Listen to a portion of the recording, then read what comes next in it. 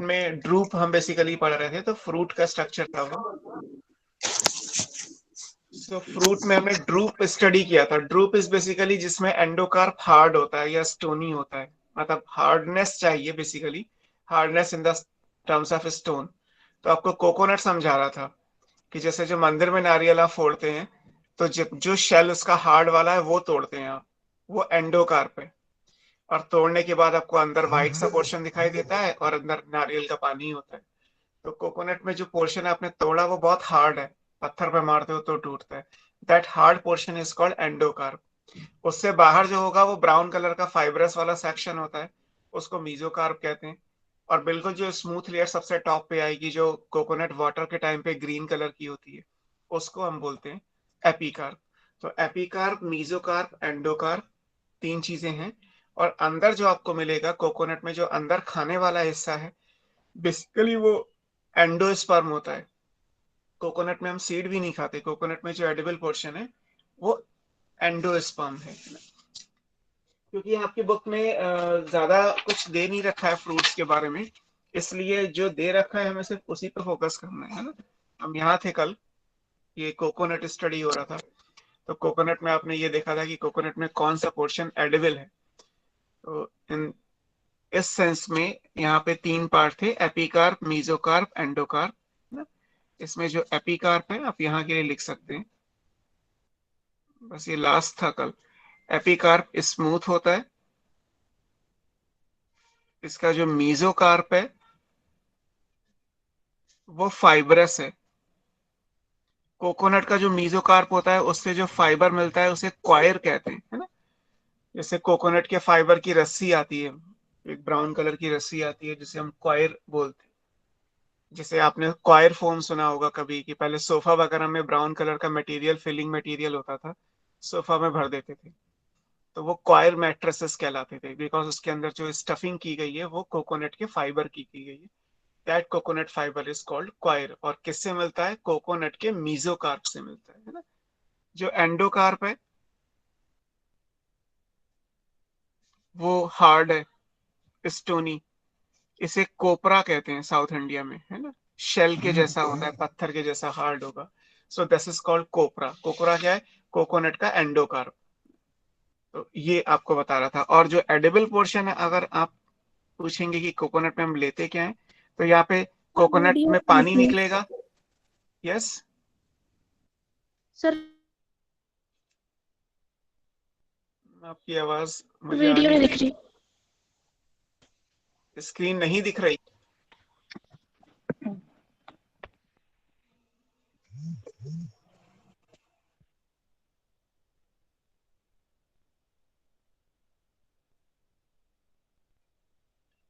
Screen तो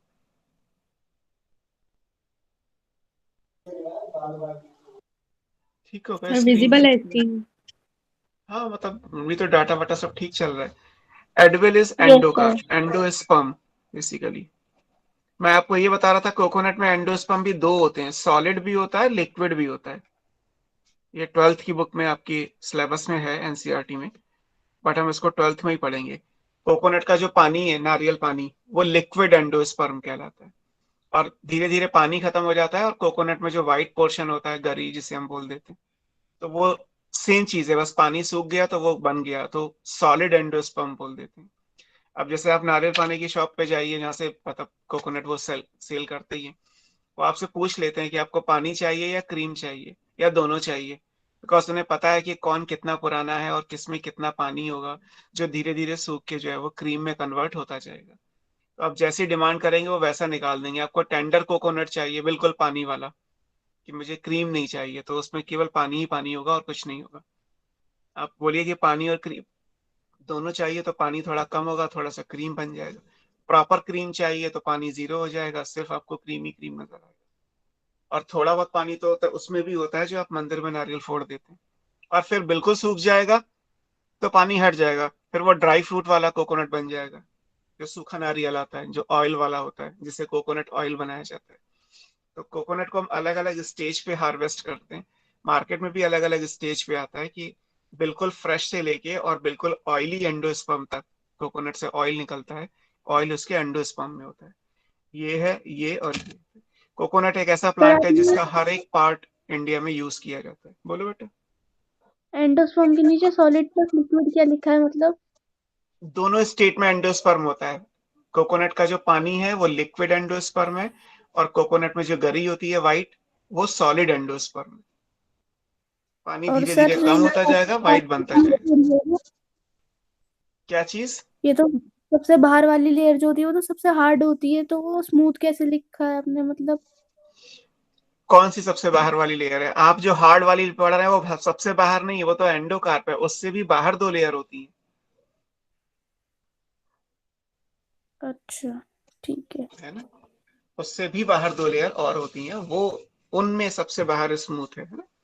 जैसे कल आपको समझा रहा था जहाँ पे कॉल डिस्कनेक्ट हुआ था, कि अगर आप नारियल पानी वाले के पास जाते हैं तो जो ग्रीन कलर का आपको नारियल बाहर से दिखाई दे रहा है, that green colour is smooth. उसको तो हैंडल करते हो ना, उसे हाथ से होल्ड तो करोगे ही, तो वो स्मूथ है, दैट इज एपिकार्प। उसको जब वो कट करोगे तो उसके अंदर आपको मीजोकार्प दिखाई देगा, बट क्योंकि वो कच्चा नारियल है, टेंडर कोकोनट है, इसलिए आपको उसमें फाइबर अभी पूरे बन नहीं पाए, तो प्रॉपर ब्राउन नहीं दिखाई देगा, हल्का सा व्हाइट हल्का सा ग्रीन दिखाई देगा। बट वहीं पे धीरे धीरे फाइबर बन जाएंगे। उसको भी हटा दोगे तब आएगा वो नारियल जो मंदिर में आप फोड़ते हैं, दैट इज एंडोकार्प वाला। और फिर एंडोकार्प भी हटा दोगे, जो हार्ड स्टोनी है जिसकी वजह से ये ड्रूप है, फिर आपको मिलेगा उसमें सॉलिड और लिक्विड पोर्शन। एक क्रीम वाला व्हाइट पोर्शन है, वो भी एंडोस्पर्म है, और पानी जो निकल रहा है वो भी एंडोस्पर्म है। एक लिक्विड स्टेट में, एक सॉलिड स्टेट में। तो ये सारी चीजें कोकोनट के फ्रूट में आपको समझनी थी, जो एनसीईआरटी में बना हुआ है। सर जो एंडोस्पर्म होता है वो ओव्यूल के अंदर होता है ना? एंडोस्पर्म तो एक्चुअली क्या है, सीड का पार्ट है, तो ओव्यूल के अंदर भी जब आप सीड बनाओगे तो सीड में एंडोस्पर्म मिलेगा। और वो भी कुछ केसेस में दिखाई देता है, कुछ में दिखाई नहीं देता। कोकोनट में दिखता है। तो एंडोकार्प की लेयर के बाद पहले एक तरह से सीड की मतलब काइंड ऑफ सीड कोट होगी, उसके बाद फिर एंडोस्पर्म होगा। हाँ, कई बार होता है कि अब जैसे वही ना कि कोकोनट, मैंने अभी बोला कि हर अलग अलग स्टेज पे मार्केट में आता है, तो मैं ये नहीं कह सकता कि आपने कितना कोकोनट ध्यान से देखा है। वरना कई बार कोकोनट को तोड़ो तो अंदर एक येलो कलर का सीड निकल के आता है। टाइम टू टाइम पे ओके। निकलेगा, बिकॉज अगर मान लीजिए किसान ने नारियल पहले ही तोड़ लिया, सीड बनने ही नहीं दिया, तो आपको कैसे दिखाई देगा? तो जहां से कोकोनट टूट के आ रहा है वहां तक डेवलपमेंट होने ही नहीं दिया, तो सीड नहीं दिखाई देगा। लेकिन समटाइम्स ऐसा होता है कि जब आप नारियल को तोड़ोगे तो उसके अंदर आपको छोटा येलो कलर का सीड दिखाई देगा। कोकोनट है, मतलब फ्रूट है, तो डेफिनेटली सीड भी होता होगा, क्योंकि सीड आपको दिख नहीं रहा, क्योंकि वो टाइम से पहले तोड़ लिया गया। अगर मैंगो को भी टाइम से पहले तोड़ लोगे तो सीड थोड़ा दिखाई देगा आपको, तो सिर्फ आपको केवल मैंगो का बाहर का स्ट्रक्चर दिखाई देगा। जब बहुत छोटा छोटा कच्चा आम आता है तो वो पूरा चाकू से कट जाता है, उसमें आपको हार्ड स्ट्रक्चर थोड़ा दिखाई देगा। आप चाकू से आम के आधे आधे को पीसेस कर दीजिए। पर जब पका हुआ आम आता है तो क्या गुठली कटती है? तब नहीं कटती, बिकॉज मैच्योरिटी पे तो एंडोकार्प बन जाएगा ना, और वो हार्ड होगा या स्टोनी होगा। तो क्योंकि नेचर में हम अलग अलग स्टेज पे चीजों को देखते हैं, तो कितना डेवलपमेंट हुआ, दैट इज वेरिएबल। तो उसी तरीके से मैंगो में है, वैसे ही आप कोकोनट को समझना है आपको, कि अलग अलग लेवल पे है मार्केट में, तो अलग अलग स्ट्रक्चर्स नजर आएंगे। Okay sir. ठीक है। सो हम फ्रूट और सीड पढ़ रहे थे, तो हमने फ्रूट में ड्रूप ही बेसिकली हमें पढ़ना था।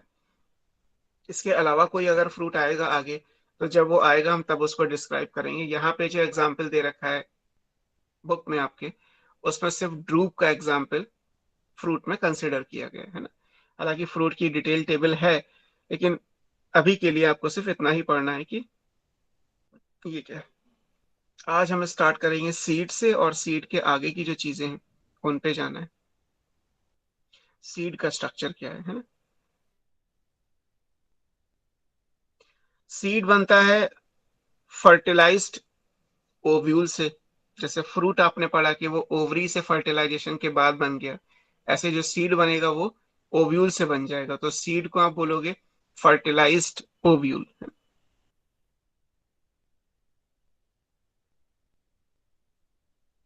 और यहाँ पे हम मोनोकॉट और डाइकॉट के सीड के स्ट्रक्चर्स पढ़ेंगे, है ना? ये तो कल की क्लास थी। तो we start with seed.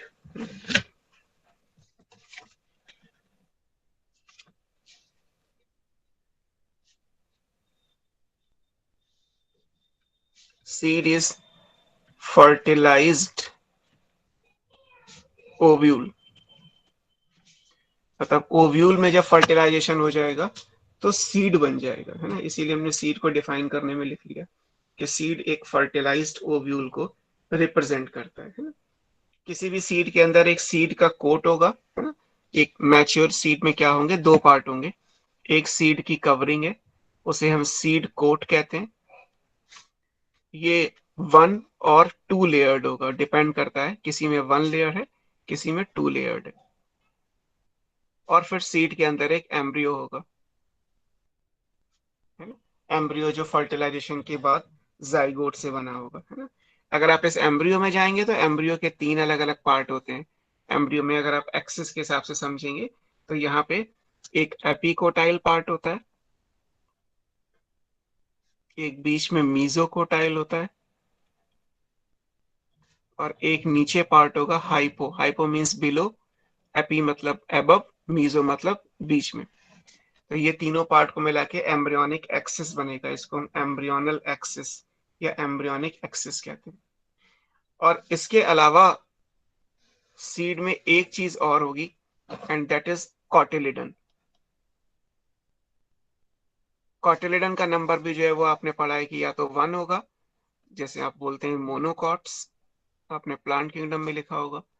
Monocots के अंदर एक होता है और डाइकॉट्स के अंदर कॉटिलिडन का नंबर 2 होता है। तो किसी भी मैच्योर सीड के अंदर तीन चीजें हो गई, एक कॉटिलिडन, एक सीड कोट जो सीड की कवरिंग है वो, और एक एम्ब्रियो। एम्ब्रियो के 3 पार्ट होंगे, एपिकोटाइल, मीजोकोटाइल, हाइपोकोटाइल। आप चाहे तो इनको एम्ब्रियोनिक एक्सिस भी बोल सकते हैं, दिस इज कॉल्ड एम्ब्रियोनल या एम्ब्रियोनिक एक्सिस। ये एम्ब्रियो का एक्सिस है। इस तरीके से ये मैच्योरिटी पे सीड के अंदर तीन चीजें नजर आएंगी आपको, है ना। मोनोकॉट डाइकॉट अभी हम पढ़ेंगे तो उससे आपको आइडिया लग जाएगा कि किसी सीड का स्ट्रक्चर क्या है। अब हम पढ़ते हैं पहले डाइको, हमें दोनों के स्ट्रक्चर पढ़ने हैं, एक डाइकॉट सीड का और एक मोनोकॉट सीड का, है ना। स्ट्रक्चर ऑफ डाइकॉट सीड देख पहले। डाइकॉट सीड है। डाइकॉट सीड में जो आपको बना के दे रखा है एनसीईआरटी ने, वो ग्राम सीड का स्ट्रक्चर दे रखा है, चना।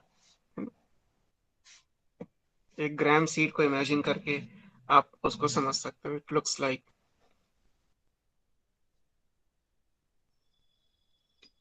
इस तरीके से आपको एक चना दिखाई देगा, एक ग्राम सीड बना हुआ है ना। आप इसी से इमेजिन कर लीजिए। यहाँ पे एक छोटा सा अपर्चर होगा, आप चने को ध्यान से देखोगे तो आपको बहुत क्लियर है, बहुत नेचर में क्लियरली विजिबल स्ट्रक्चर है। तो इसलिए कोई कंफ्यूजन नहीं होगा कि ये चीज आपको दिख रही है या नहीं दिख रही है ना, 100% दिखाई देगी। This opening is called micropyle. ये जो ऊपर ब्राउन कवरिंग है ये सीड कोट है। यहाँ जो ये दो अलग अलग शेल नजर आ रहे हैं, दीज आर 2 कॉटिलिडन, क्योंकि डाइकॉट है तो डाइकॉट के अंदर कॉटिलिडन का नंबर 2 होता है। एम्ब्रियो इसके अंदर होगा, तो जब तक आप इस सीड को खोलोगे नहीं आपको एम्ब्रियो नहीं दिखाई देगा बाहर से। तो जिस लाइन पे ये स्ट्रक्चर है इस लाइन को आप हाइलम कहते हैं, है ना। एच नहीं लिख लीजिए, hilum. Hilum is the point, ये जो लाइन बनी थी डॉटेड लाइन, उसको बोला जाता है जहां से वो मुड़ा हुआ है ना। थोड़ा सा चने का जो है वो मुड़ा हुआ होगा, तो जिस पॉइंट से वो मुड़ा हुआ है उस पॉइंट को हम हाइलम बोलते हैं, क्लियर। हाइलम क्या है, दिस इज अ स्कैर, निशान है ये बेसिकली। जो ये लाइंस रिज ना, गैप सा होगा, है ना, सीड कोट पे, जिसकी वजह से सीड्स यहीं से अटैच होगा। जब ये, जैसे मटर की फली में मटर के दाने होते हैं ना, तो मटर के दाने और मटर की फली को आप अगर ध्यान से देखोगे तो एक व्हाइट कलर की छोटी सी लाइन होगी जो मटर के दाने को मटर की फली के अंदर बांध के रखी हुई है। आप फ्रेश मटर की फली जैसे अभी मार्केट में आ रही है उससे समझ सकते हो, जैसे मटर की फली होती है वैसे चने की भी फली होती है। चना भी कच्चा मार्केट में आता है, अगर घर पे आता है तो उससे आप देख सकते हैं। तो जब सीड फ्रूट से जुड़ता है ना, तो जिस जगह से जुड़ेगा वो ये कहलाता है ना, दिस इज द स्कैर। ये वो निशान है। कहाँ पे है ये, ऑन द सीड कोट, आपको बाहर से ये सीड कोट पे दिखाई दे रहा है, थ्रू विच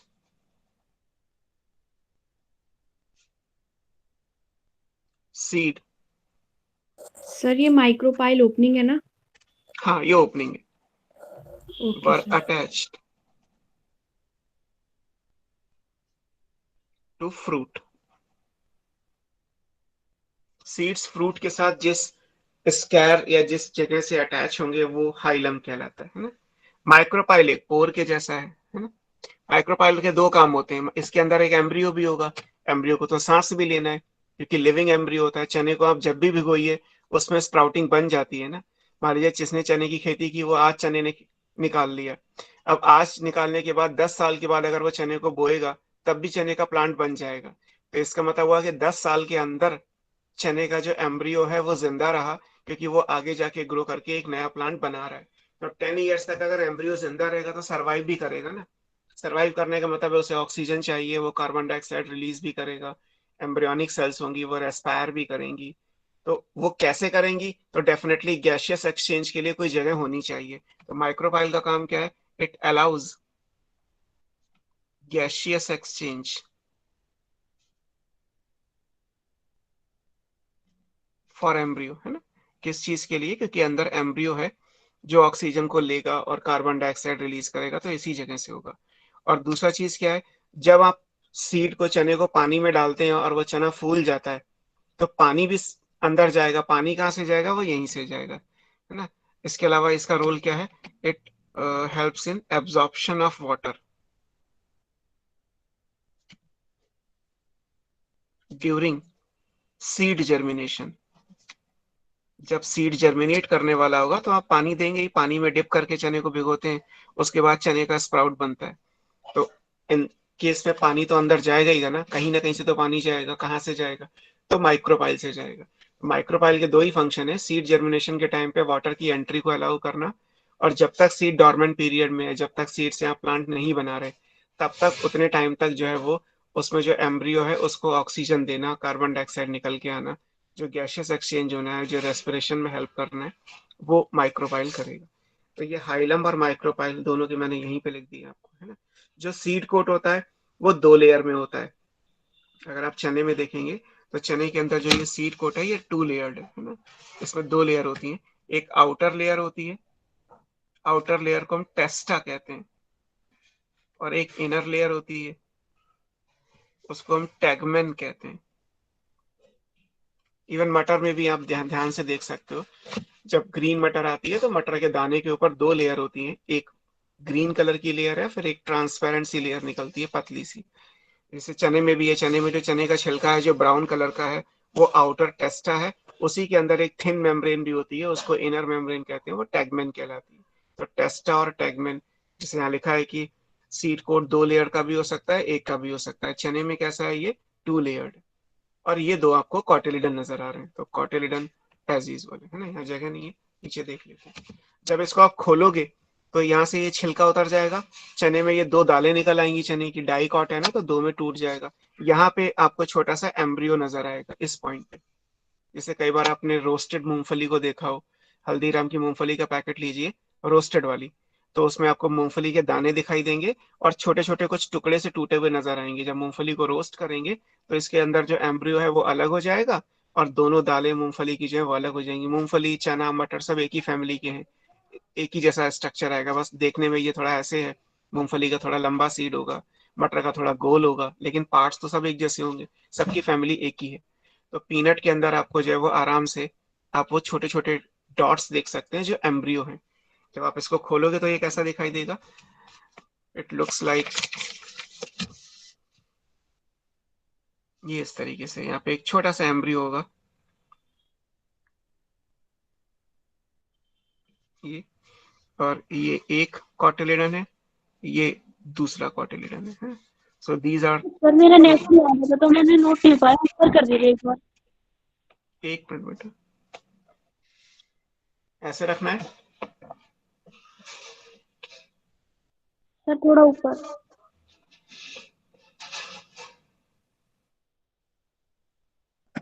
सर ऊपर।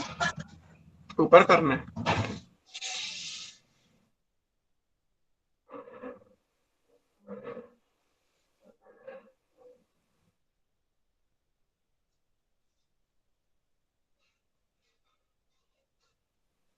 ये एक्सेस है, दिस इज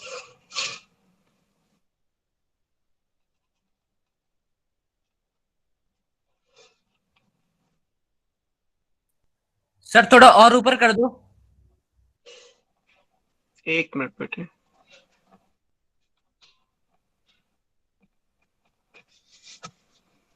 ऐसे आपको शुरू से देखना है? यस सर, स्टार्टिंग से देखा दो। तो बस स्टार्टिंग से ही है, आपको स्क्रीनशॉट लेना हो या नोट करना है, जैसा चाहे वैसे कर लीजिए।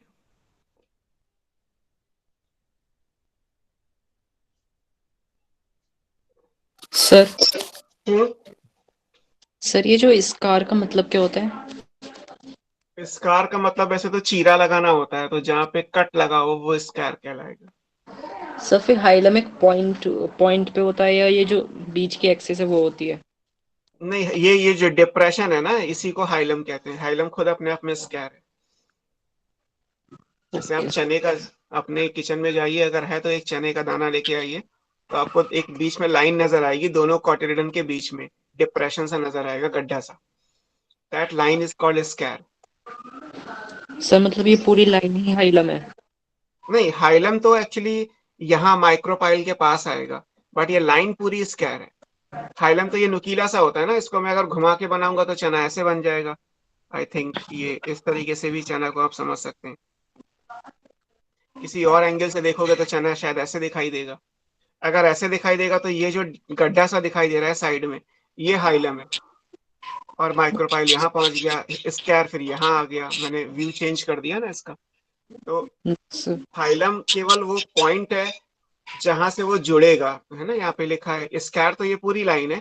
बट हाइलम वो है जहां से through which seed were attach to the fruit. पूरी लाइन से थोड़ा जुड़ा होगा, यहाँ से एक धागा सा निकलेगा जो इसको उसके साथ जोड़ेगा, जो फ्रूट की वॉल यानी पेरिकार्प के साथ उसको अटैच करेगा। Okay sir. सर ये जरूरी होता है कि हर फ्रूट में पेरिकार्प मतलब पेरिकार्प में जो तीनों होती हैं वॉल्स वो तीनों रहें? वो होंगी तो तीनों, मतलब एज पर बॉटनी सब में सारी चीजें होती हैं, लेकिन मॉर्फोलॉजी के हिसाब से वो तीनों अलग अलग होंगी या मिक्सअप हो जाएंगी डेवलपमेंट के टाइम पे, वो वेरिएबल हो जाएगा, लेकिन प्रेजेंट सब जगह होती है। Okay sir. है ना? जैसे मान लो आप देखें तो आप कहें कि सर मुझे तो नहीं समझ में आ रहा, तो मैं फिर यही बोलूंगा कि बेटे वो मर्ज हो गई या फिर वो नहीं विजिबल है। लेकिन जब आप उसको डेवलपमेंट के हिसाब से पढ़ेंगे, then all layers are present, तब वो तीनों लेयर प्रेजेंट होती है। सर जो ये ठीक है हो। हाइलम है ये एक तरह का डिप्रेशन है? हाँ, ये डिप्रेशन कहलाता है एक्चुअली। जब ट्वेल्थ में आप इसको डिटेल में बनाओगे ना, तो वहां पे उसको वहां पे लिखा है कि ओव्यूल का जो डिप्रेशन होता है, जो मार्क होता है, जहां से उसका स्टॉक निकल के आएगा, जो उसको प्लेसेंटा के थ्रू ओवरी की वॉल से जोड़ेगा, तो दैट डिप्रेशन या that point is called hilum. और सर ये हाइलम और माइक्रोपाइल की लोकेशन का कुछ ये भी है कि साथ में ही होंगे जैसे इसमें है? हाँ, मतलब इसी पॉइंट पे होंगे, जो नुकीला वाला हिस्सा होता है ना चने में, इधर ही होते हैं दोनों चीजें। मतलब जो डिप्रेशन है उसके ऊपर ही एक पोर टाइप का भी है, उसको माइक्रोपाइल बोल दिया, और वो डिप्रेशन हाइलम है, ऐसा है ना? हाँ, वो डिप्रेशन हाइलम है। और डिप्रेशन एक लाइन के ऊपर है, that line is the square. Star. और उसी पे माइक्रोपाइल है, जो छोटा पोर है, जो बाहर से लेके अंदर तक पूरा कनेक्ट करेगा। Okay sir. तो सर ये लाइन क्या है? सर ये लाइन जो है? ये जो डॉटेड लाइन बनी है स्क्वायर है, पूरा एक निशान सा बनेगा। सर हाँ, सर ये जो ग्राम है इसका फ्रूट कौन सा है फिर? इसका जैसे मटर की फली आती है वैसे चने की फली आती है। जो फली होती है वो फ्रूट हुआ, उसके अंदर ग्राम यानी मटर के दाने हैं तो सीड होगा।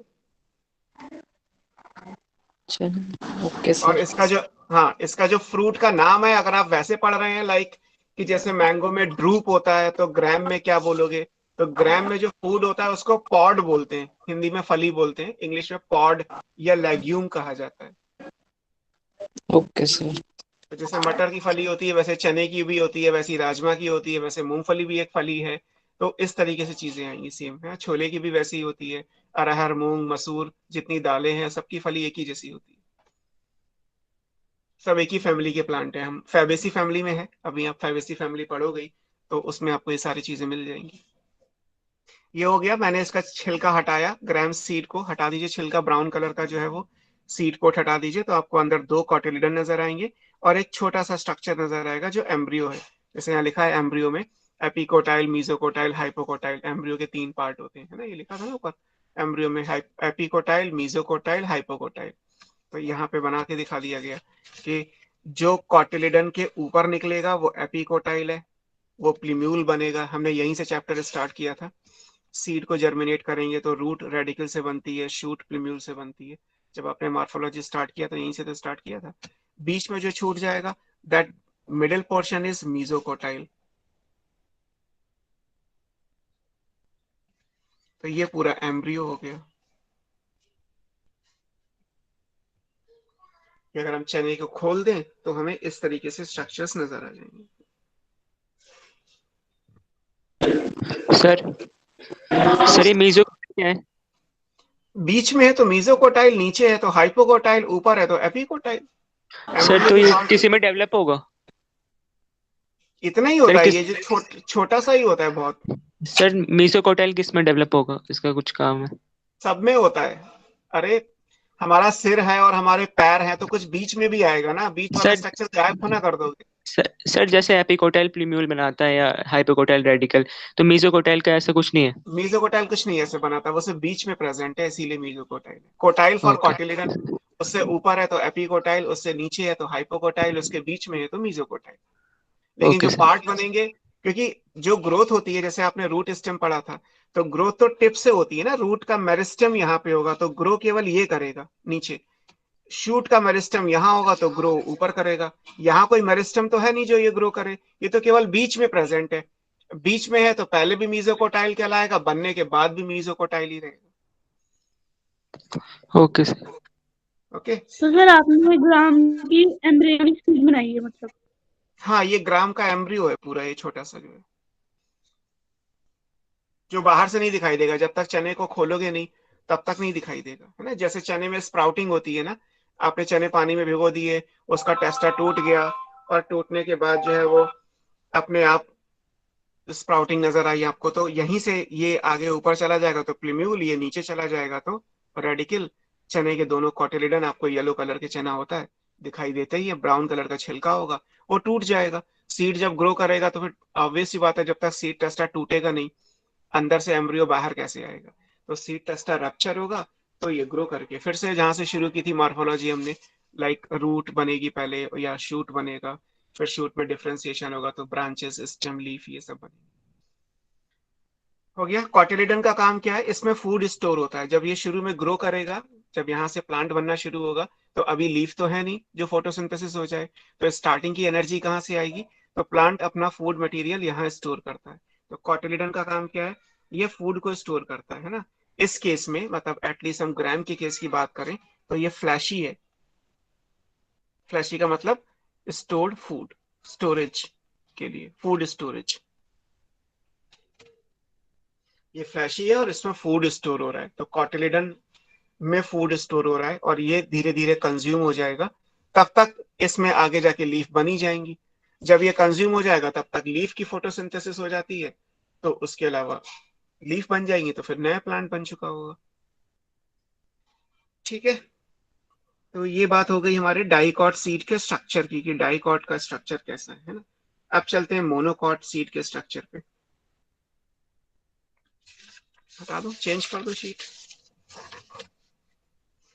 अब मोनोकॉट में एक मक्के का दाना दे रखा है आपकी बुक में कि मोनोकॉट का स्ट्रक्चर क्या है। ये हमारा ए था शायद, B is monocot seed. Sir एक बार पीछे कर दीजिए।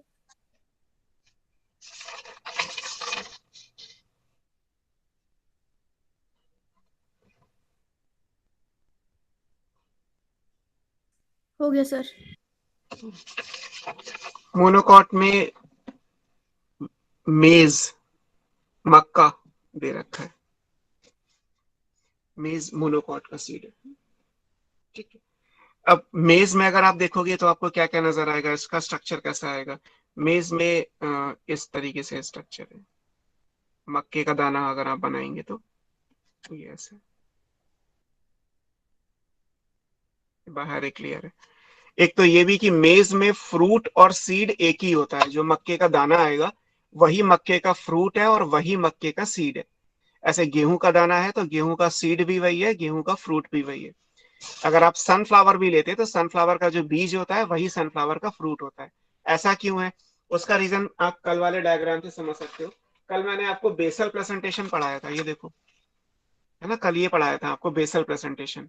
तो बेसल प्रेजेंटेशन की इंपॉर्टेंस क्या थी कि यहाँ पे एक फ्रूट यानी एक ओवरी के अंदर केवल एक ही ओव्यूल है, और जितनी बड़ी ओवरी है लगभग उतना ही बड़ा ओव्यूल है। अभी तो यहाँ पे गैप दिखाई दे रहा है, लॉक्यूल मैंने लिखा हुआ है, लेकिन जब ये फर्टिलाइजेशन के बाद डेवलप होगा तो होगा ये कि जो ओवरी की वॉल यानी जो फ्रूट की वॉल है वो सीड के टेस्टा यानी सीड के कवर से फ्यूज कर जाएगी। तो देखने के हिसाब से यही फ्रूट बन जाएगा, यही सीड बन जाएगा। तो मेज, और जैसे एग्जाम्पल यहाँ लिखा ही है, आप सनफ्लावर भी आपने लिखा था, और वीट ग्रासेस, वीट और मेज ग्रासेस सब एक ही फैमिली के प्लांट है। तो इसलिए मोनोकॉट के सीड में अगर हम मेज एग्जाम्पल ले रहे हैं तो seed and fruit both are the same thing, because fruit की वॉल सीड की वॉल से फ्यूज कर गई, बीच में कुछ है ही नहीं, तो इसलिए यहाँ पे ये लेयर आई। यहाँ पे आपको दो लेयर नजर आती हैं, इस तरीके से स्ट्रक्चर आएगा। नीचे व्हाइट सा पार्ट होगा जो भुट्टे के अंदर दबा हुआ है। जब आप मक्के के दाने को भुट्टे में से निकालोगे ना तो यहाँ पे हल्का सा व्हाइट पोर्शन आएगा, ये आएगा, है ना। फिर यहाँ पे एक नीचे आपको बेसल पोर्शन नजर आएगा, और यहाँ पे एक लाइन नजर आती है। इतना क्लियर अगर नहीं भी है तो भी कोई इशू नहीं है, हमें तो सिर्फ इसको याद करना है। ये एम्ब्रियो है, ये लाइन, ये तरफ अगर सीड को काटेंगे तो यहाँ पे हमें एम्ब्रियो दिखाई देगा, बाहर से आपको एम्ब्रियो नहीं दिखाई देगा। ग्राम सीड में भी बाहर से नहीं दिखाई देगा, बस हमें पता है कि जहां माइक्रोपाइल है वहीं उसके नीचे कहीं पे एम्ब्रियो प्रेजेंट होता है ना। अब मोनोकॉट यानी मेज के सीड में आपको एंडोस्पर्म दिखाई देता है, बाहर से ही दिखाई देता है, जबकि डाइकॉट यानी जो ग्राम सीड आपने बनाया उसमें एंडोस्पर्म नहीं दिखाई दिया, है ना। क्यों नहीं दिखाई दिया, यहाँ क्यों दिखाई दे रहा है, वो अभी हम बाद में देखते हैं। आप अभी लिख लीजिए कि यहाँ एंडोस्पर्म प्रेजेंट है ना। और ये आउटर मोस्ट लेयर है।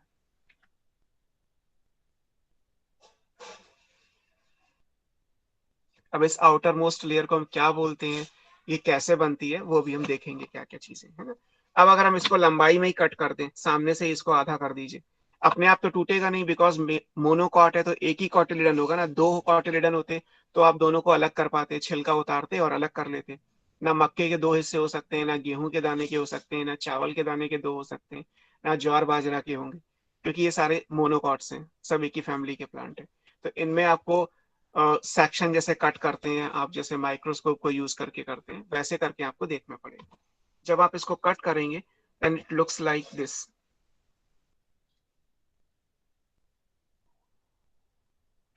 ये है, यहाँ पे एक लेयर सबसे बाहर नजर आएगी, जो हमने भी लिखा outer most layer.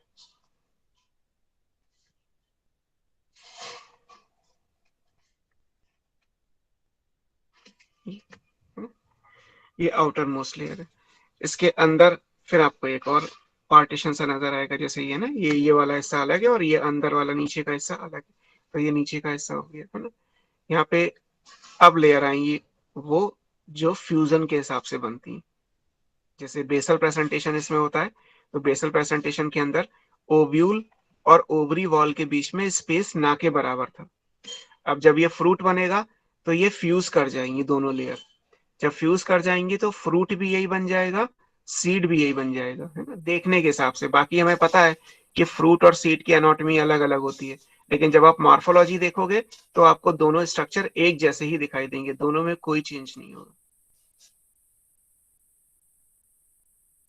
It looks like this, है ना, ऐसा कुछ स्ट्रक्चर आप मान लीजिए। ये स्ट्रक्चर क्या है, दिस इज एंडोस्पर्म। ये एंडोस्पर्म हो गया, है ना। मेज में एंडोस्पर्म किसका होता है, स्टार्च का। जैसे स्वीट कॉर्न आते हैं ना, तो मीठा लगता है, तो क्यों मीठा लगेगा, बिकॉज ये स्टार्ची है। स्टार्च का डाइजेशन माउथ में हो जाता है, पार्शियल डाइजेशन, तो मीठा लगेगा। तो ये स्टार्ची एंडोस्पर्म होता है मेज में, है ना। तो अलग अलग वैरायटी का अलग अलग है, बट स्वीट कॉर्न का स्टार्ची होगा। आप अभी के लिए याद कर लीजिए कि एंडोस्पर्म की केमिस्ट्री क्या है, कि ये स्टार्च का बना हुआ है। नाउ जो बाहर की ये जो मैंने लेयर बनाई है, ये जो डॉटेड लेयर है, इसको हम बोलते हैं एल्यूरॉन लेयर। Aleurone layer. और जो सबसे बाहर लेयर है ये आउटर मोस्ट लेयर है।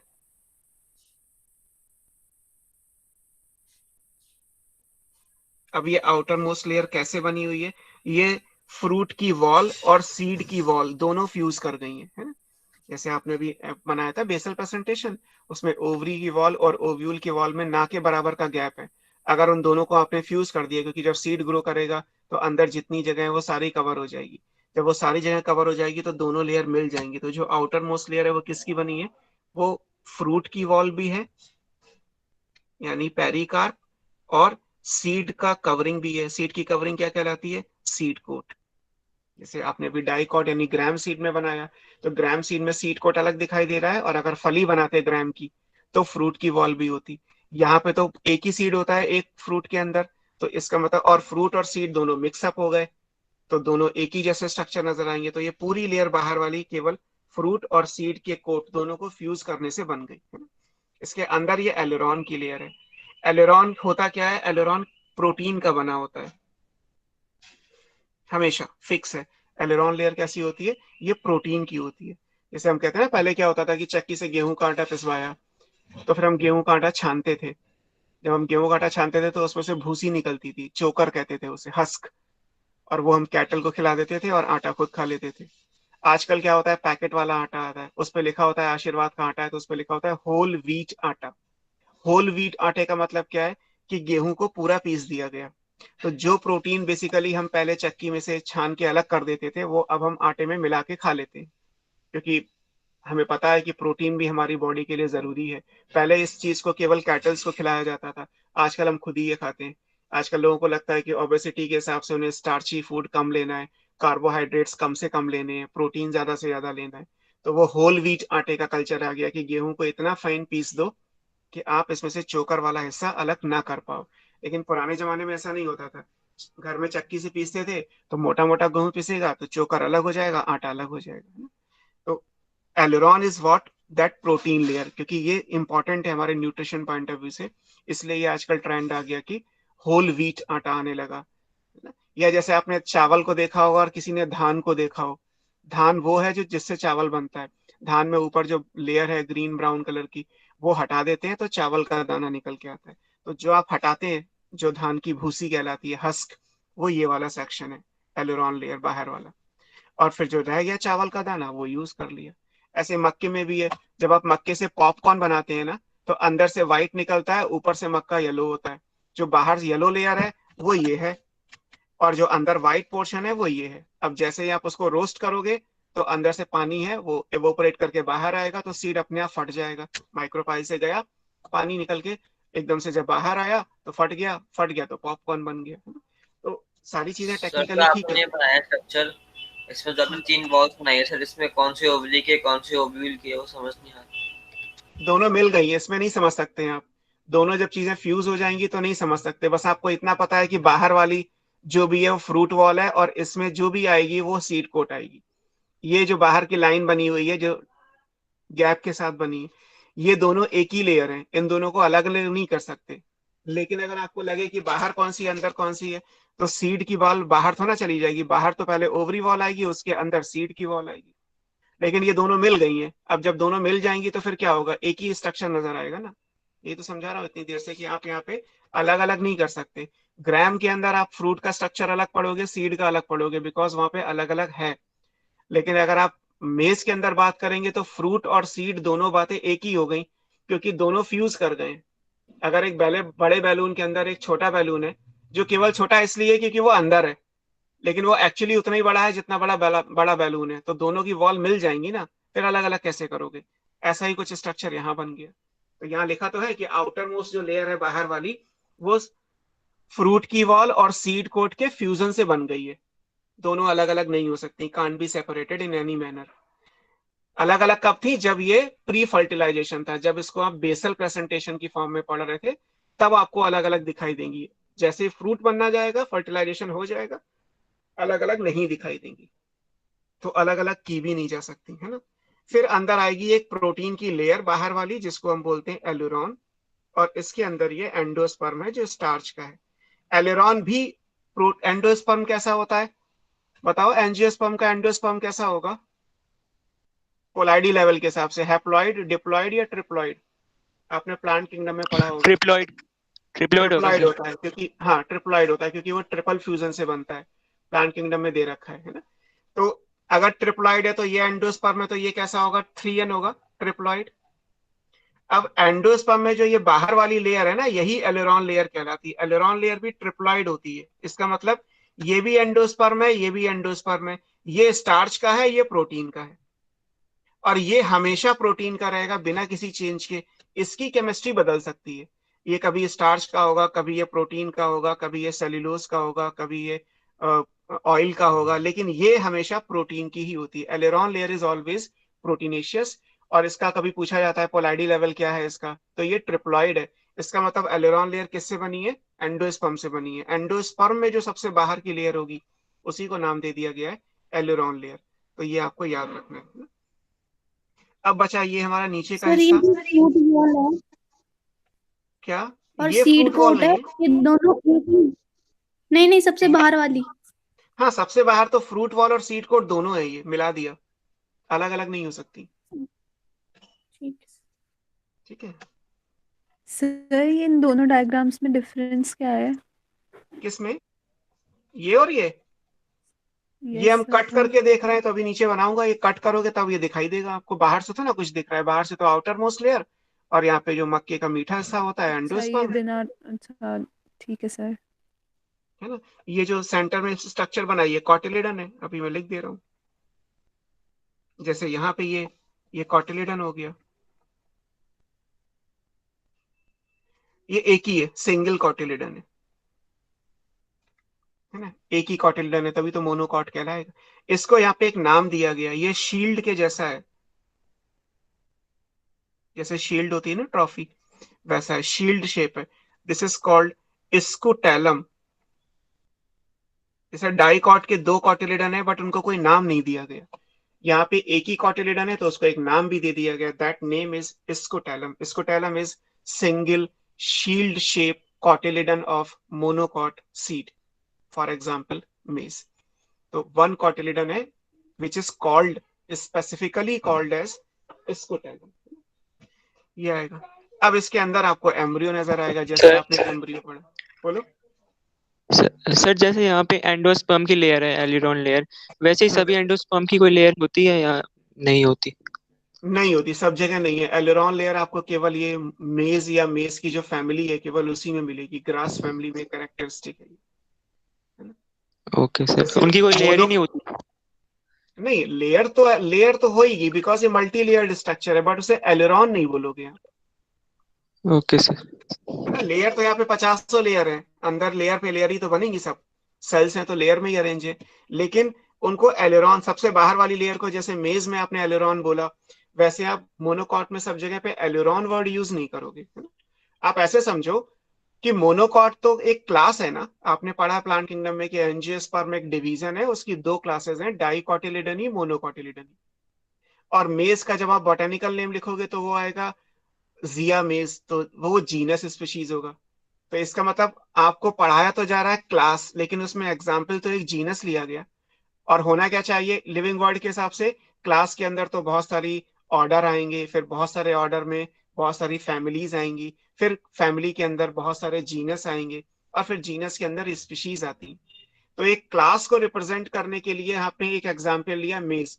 मान लीजिए हम अपनी क्लासिफिकेशन की बात करें कि सर हम मैमल्स हैं, और मैमल्स हैं तो उसके एग्जाम्पल में मैं आपको ह्यूमन का स्ट्रक्चर पढ़ा रहा हूँ।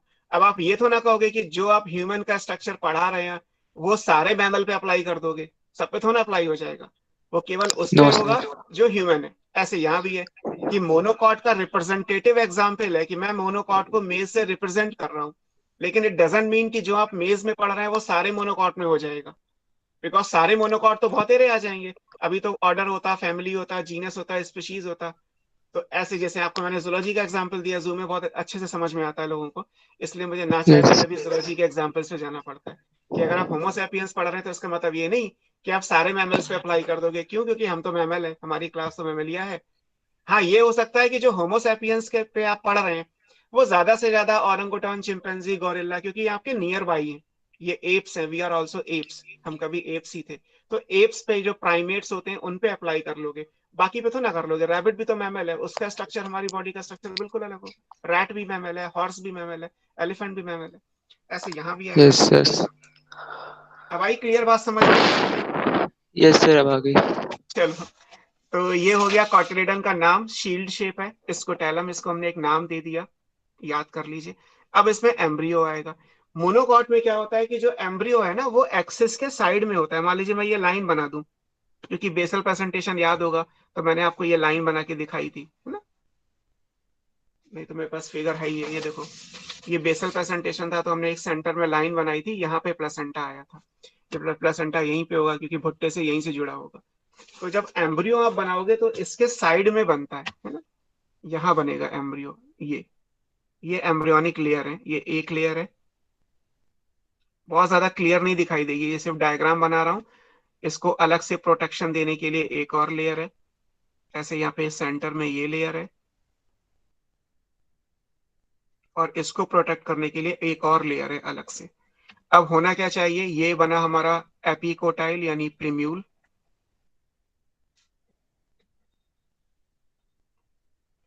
ये बन गया हमारा हाइपोकोटाइल यानी रेडिकल।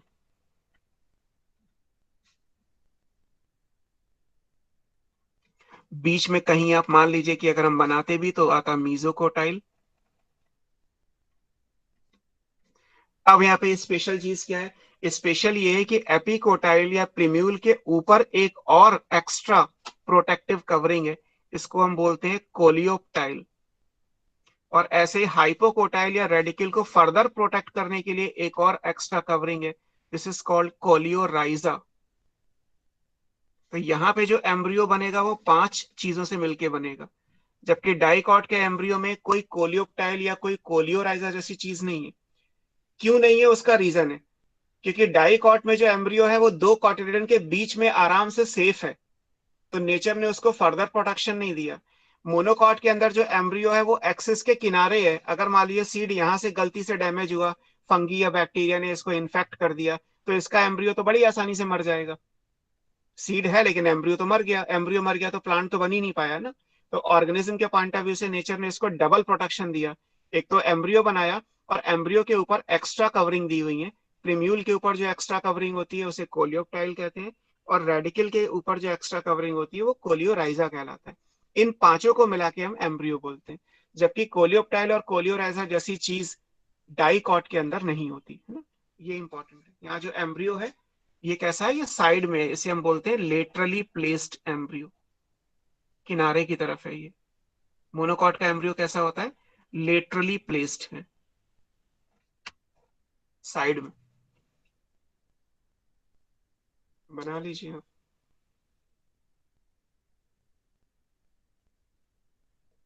सर हाँ, सर डाइकॉट्स में जो एम्ब्रियो का वो मिलता था न्यूट्रिएंट, वो कॉटिलिडन से मिलता था, और मोनोकॉट्स में वो कहाँ से मिलेगा फिर? ये रहा एंडोस्पर्म। सर यहाँ पे इससे फिर कॉटिलिडन काम है? कॉटिलिडन तो यहाँ छोटा सा है ना, सिंगल है, नहीं काम करता। एक जगह से सर नहीं है तो मतलब दूसरी जगह से है। हाँ,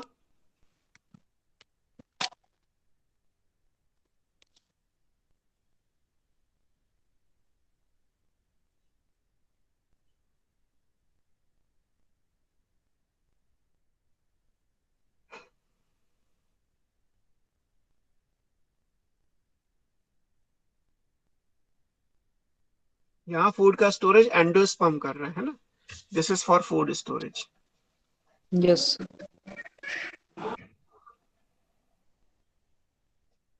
जबकि डाइकॉट के अंदर ये काम कॉटिलिडन करता है। सर वहां से एम्ब्रियो को फूड कैसे मिलता होगा, मतलब कुछ ट्रांसपोर्टेशन के लिए? वो सब डिफ्यूज करके जाता है, ये तो बहुत छोटा स्ट्रक्चर है, यहाँ ट्रांसपोर्ट करने के लिए अलग से कोई स्ट्रक्चर की जरूरत नहीं है, आसानी से डिफ्यूजन हो जाएगा, जैसे फिजिक्स में डिफ्यूजन पढ़ते हैं। आगे आप ट्रांसपोर्ट इन प्लांट चैप्टर पढ़ोगे तो डिफ्यूजन आपको समझ में आएगा वहां पे। Okay sir.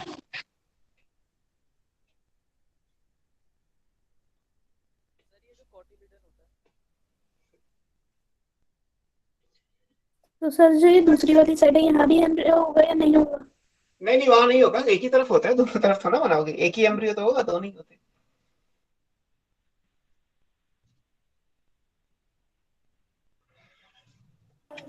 सर ये फिर कोटिलिडन का काम क्या है?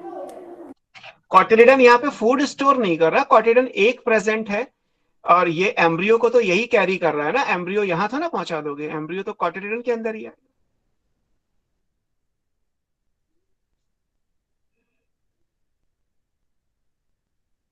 कॉटिलिडन का फंक्शन यहाँ पे यही है कि ये एम्ब्रियो को कैरी करता है, बट रिजर्व फूड नहीं है, फूड नहीं प्रोवाइड कर रहा। फूड प्रोवाइड करने के लिए तो एंडोस्पर्म यहाँ पे दे रखा है। सर डाइकॉट्स में एंडोस्पर्म नहीं बनता फिर? बनता है, लेकिन जब आप ग्राम सीड को पढ़ोगे तो उसमें नहीं है, कोई और डाइकॉट होगा तो उसमें मिल जाएगा। तो सर फिर उसमें भी जो कोटिलिडन होगा वो फूड स्टोर नहीं करेगा फिर, मतलब? फिर उसमें नहीं करेगा, वो तो कुछ ना कुछ ऑप्शन देना पड़ेगा, या तो एंडोस्पर्म नेचर ने दे रखा है या कॉटिलिडन को दे रखा है। अब वो देख लीजिए कि किसमें क्या है, अभी हम उस चीज पे भी जाएंगे कि किसमें कैसा है एंडोस्पर्म के केस में। अभी आप स्ट्रक्चर कंप्लीट कर लीजिए। Okay sir. हो गया, ये मोनोकॉट के सीड का स्ट्रक्चर है, और इससे पहले हमने डाइकॉट का। आप डाइकॉट में लिख लीजिए, जहाँ पे ये एम्ब्रियो आपने लिखा ये दोनों के बीच में है, ये मीडियन एम्ब्रियो है ना। जैसे मोनोकॉट का एम्ब्रियो लेटरल होता है, तो डाइकॉट का एम्ब्रियो कैसा होता है, मीडियन। मीडियन मींस बीच में, दो कॉटिलिडन के ये बीच में है, वहां पे एक कॉटिलिडन है, उसके किनारे की तरफ एम्ब्रियो है, किनारे पे है, इसीलिए वहां पे कोलियोप्टाइल और कोलियोराइजा जैसी प्रोटेक्टिव कवरिंग्स दे रखी हैं। यहाँ कोई प्रोटेक्टिव कवरिंग की जरूरत नहीं है, बिकॉज ये पूरा कवर करके रहेगा। अब हम आगे मूव करते हैं, एंडोस्पर्म की बात पे आते हैं कि डाइकॉट में जो एग्जाम्पल हमने लिया है ना, ये याद रखिएगा कि पूरे डाइकॉट की बात नहीं हो रही है, केवल बात मेज को लेके की गई है। मेज एक डाइकॉट है, that is a different thing. ऐसे ग्राम आपने पढ़ा और वो डाइकॉट का एग्जाम्पल है, मेज मोनोकॉट का एग्जाम्पल है। डाइकॉट मोनोकॉट क्लास हुई, ग्राम और मेज जीनस स्पीशीज आएंगी, तो दोनों के बीच में बहुत बड़ा गैप है। अब है क्या इस केस में, एंडोस्पर्म का फॉर्मेशन तो फर्टिलाइजेशन के टाइम पे होगा, back to the plant kingdom आपने एंजियोस्पर्म पढ़ा होगा, तो उसमें ट्रिपल फ्यूजन से एंडोस्पर्म बन गया, वो यहाँ भी बनेगा, वो डाइकॉट में भी बनेगा। एंडोस्पर्म का काम क्या होता है, जब एम्ब्रियो का डेवलपमेंट हो रहा होता है स्टार्टिंग फेज में, जब जाइगोट से एम्ब्रियो बनेगा, तो एंडोस्पर्म का काम होता है न्यूट्रिशन प्रोवाइड करना। एंडोस्पर्म एक न्यूट्रिटिव टिश्यू होता है, तो during the development of embryo वो यूज हो जाएगा। अब जब मैच्योर सीड बन गया, जैसे हमने बनाए, हमने ग्राम सीड भी बनाया और मेज भी बनाया, तो कई बार ऐसा होगा कुछ प्लांट के अंदर कि मैच्योरिटी पे एंडोस्पर्म बच जाता है, मतलब बहुत सारा बन गया, अब जब ज्यादा बन गया, जितना जरूरी था डेवलपमेंट में उतना तो खर्च हो गया, अब बचा रह गया, तो आपको मैच्योरिटी पे दिखाई देगा, जैसे ये है। ग्राम सीड के अंदर बना था, जितना बना था सारा खर्च हो गया, तो मैच्योरिटी पे नहीं दिखाई देगा। और ग्राम सीड में हमने बनाया भी नहीं, यहाँ कहीं एंडोस्पर्म नहीं बनाया, क्योंकि हमने जो सीड का स्ट्रक्चर बनाया वो मैच्योर सीड का बनाया। अगर हम डेवलपिंग सीड को देखते तो एंडोस्पर्म यहाँ भी होता, बट यहाँ सारा एग्जॉस्ट हो गया, सारा खर्च हो गया, तो आपको मैच्योरिटी पे नहीं दिखाई दिया। यहाँ पे बना था जितना, सारा यूज हो गया, यूज होने के बाद भी बच गया, अब जब बच गया तो आपको मैच्योरिटी पे दिखाई दे रहा है। तो एंडोस्पर्म की हम बात कर रहे हैं एट मैच्योरिटी, कि जब सीड मैच्योर हो जाएगा तो एंडोस्पर्म है या नहीं है। इस बेस पे जब आप सीड को डिवाइड करते हैं तो दो ऑप्शन है, ऐसे सीड जिनमें मैच्योरिटी पे एंडोस्पर्म है, जैसे ये, ऐसे सीड जिनमें मैच्योरिटी पे एंडोस्पर्म नहीं है, जैसे कि डाइकॉट में आपने ग्राम सीड पढ़ा है ना। तो ये लाइन अभी आप लिखने वाले हैं कि on the basis of presence और absence of endosperm at maturity in seed, they are of two type, है ना। इसको नेक्स्ट पेज पे लिख देता हूँ, आप यहाँ से देख लीजिए, ये देखिए, है ना, सीड के क्लासिफिकेशन में, है ना, that is on the basis of presence और absence of endosperm at maturity. ये जरूर याद रखिएगा कि हम मैच्योरिटी पे कंसिडर कर रहे हैं, है ना, इन सीड। सीड दो टाइप के हैं, one is called endosperms, endosperm को एल्ब्यूमिन भी कहते हैं, तो दिस इज एल्ब्यूमिनस सीड। और जो नहीं है वो नॉन एंडोस्पर्मस। इनको एक्स एल्बुमिनस सीड बोलते हैं।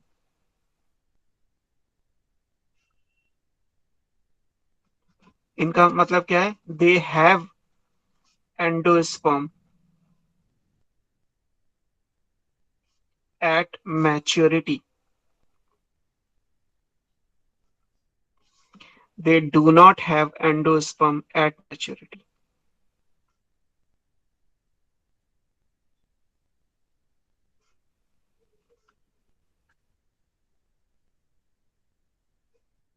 ठीक, इसमें एग्जाम्पल जब आप देखोगे तो यहां कंसिडर किया गया है मेज, और यहां एग्जाम्पल बुक में दे रखा है ग्राम।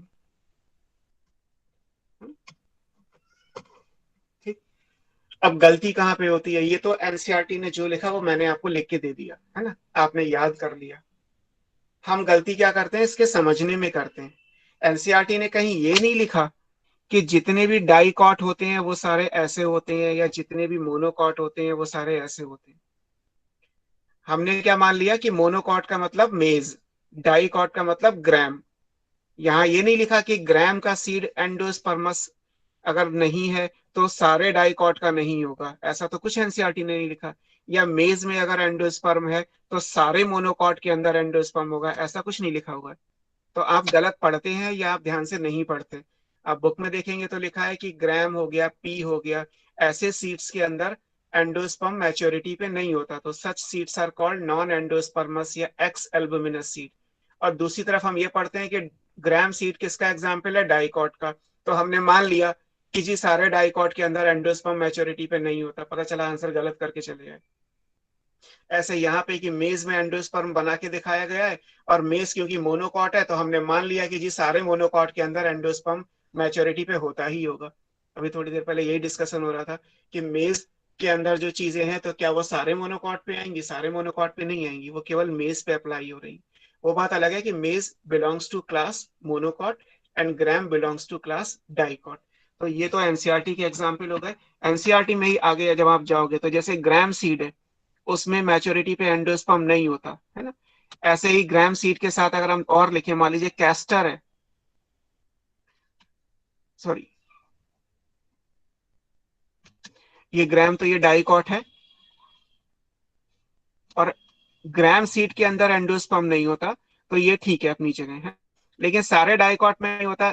ये डाइकॉट के अंदर आप कहें कि सब डाइकॉट ऐसे होते हैं, तो ऐसे नहीं होते। जैसे यहाँ पे अगर मैं कैस्टर लिख दूं, कैस्टर एक डाइकॉट है, बट कैस्टर के अंदर एंडोस्पर्म होता है ना। ऑर्किड एक मोनोकॉट है, बट ऑर्किड के अंदर एंडोस्पर्म नहीं होता है ना। आप आगे फैमिली पढ़ोगे, सोलेनेसी फैमिली, तो उस फैमिली में लिखा हुआ है कि सोलेनेसी फैमिली के सीड्स एंडोस्पर्मस होते हैं, जबकि सोलेनेसी किसकी फैमिली है? डाइकॉट की है। ये डाइकॉट फैमिली है, तब भी डाइकॉट होने के बाद भी एंडोस्पर्म है। तो अलग अलग जगह अलग अलग चीजें लिखी है, निकाल के लाओगे एक जगह लिखोगे तो आपको समझ में आ जाएगा कि ये कोई रूल नहीं है कि डाइकॉट है तो नॉन एंडोस्पर्मस होगा, मोनोकॉट है तो एंडोस्पर्मस होगा। रूल ये है बेसिकली कि डाइकॉट में जो एग्जाम्पल बुक ने लिया है दैट इज ग्राम, उसमें एंडोस्पर्म नहीं होता। मोनोकॉट में जो एग्जाम्पल लिया है विच इज मेज, उसमें एंडोस्पर्म है ना। तो आपको ये दोनों बातें दोनों जगह याद रखनी है कि ये इस बात पे डिपेंड नहीं कर रहा कि एंडोस्पर्म मैच्योरिटी पे होगा या नहीं होगा, कि वो डाइकॉट है या मोनोकॉट है, ये तो सबका वेरिएबल है। डाइकॉट में भी दोनों ऑप्शन है, मैच्योरिटी पे नहीं है, मैच्योरिटी पे है। मोनोकॉट में भी दोनों ऑप्शन है, मैच्योरिटी पे है, मैच्योरिटी पे नहीं है। तो आपको एग्जाम्पल अलग अलग याद रखने पड़ेंगे। आपके बुक में लिलियेसी फैमिली है, लिलियेसी फैमिली मोनोकॉट की है, उसमें एंडोस्पर्म नहीं हो, उसमें एंडोस्पर्म होता है, वो यही आएगा है ना।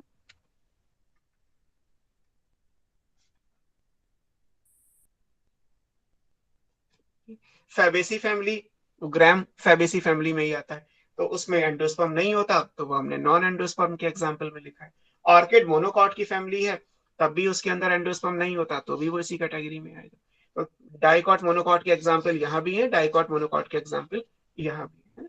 और ये सारी बात हुई है इस बेसिस पे कि जब सीड बन जाएगा तब आपको एंडोस्पर्म दिख रहा है या नहीं दिख रहा है। यहाँ ये बात नहीं हो रही कि शुरू से ही एंडोस्पर्म नहीं था क्या, शुरू से एंडोस्पर्म था, लेकिन डेवलपमेंट में कंज्यूम हो गया तो मैच्योरिटी पे नहीं दिखाई दिया, डेवलपमेंट में कंज्यूम होने के बाद बच गया तो मैच्योरिटी पे आपको दिख गया। तो इस बेसिस पे हमने इन दोनों को अलग किया है कि एंडोस्पर्मस और नॉन एंडोस्पर्मस सीड क्या होते हैं। ये बात हो गई हमारे टॉपिक की, that is sir called seed. बोलो। सर ये जो एंडोस्पर्म और जो एल्बुमिन ये दोनों सेम चीज है? हाँ एक ही होती है, एंडोस्पर्म को एल्बुमिन भी कहते हैं।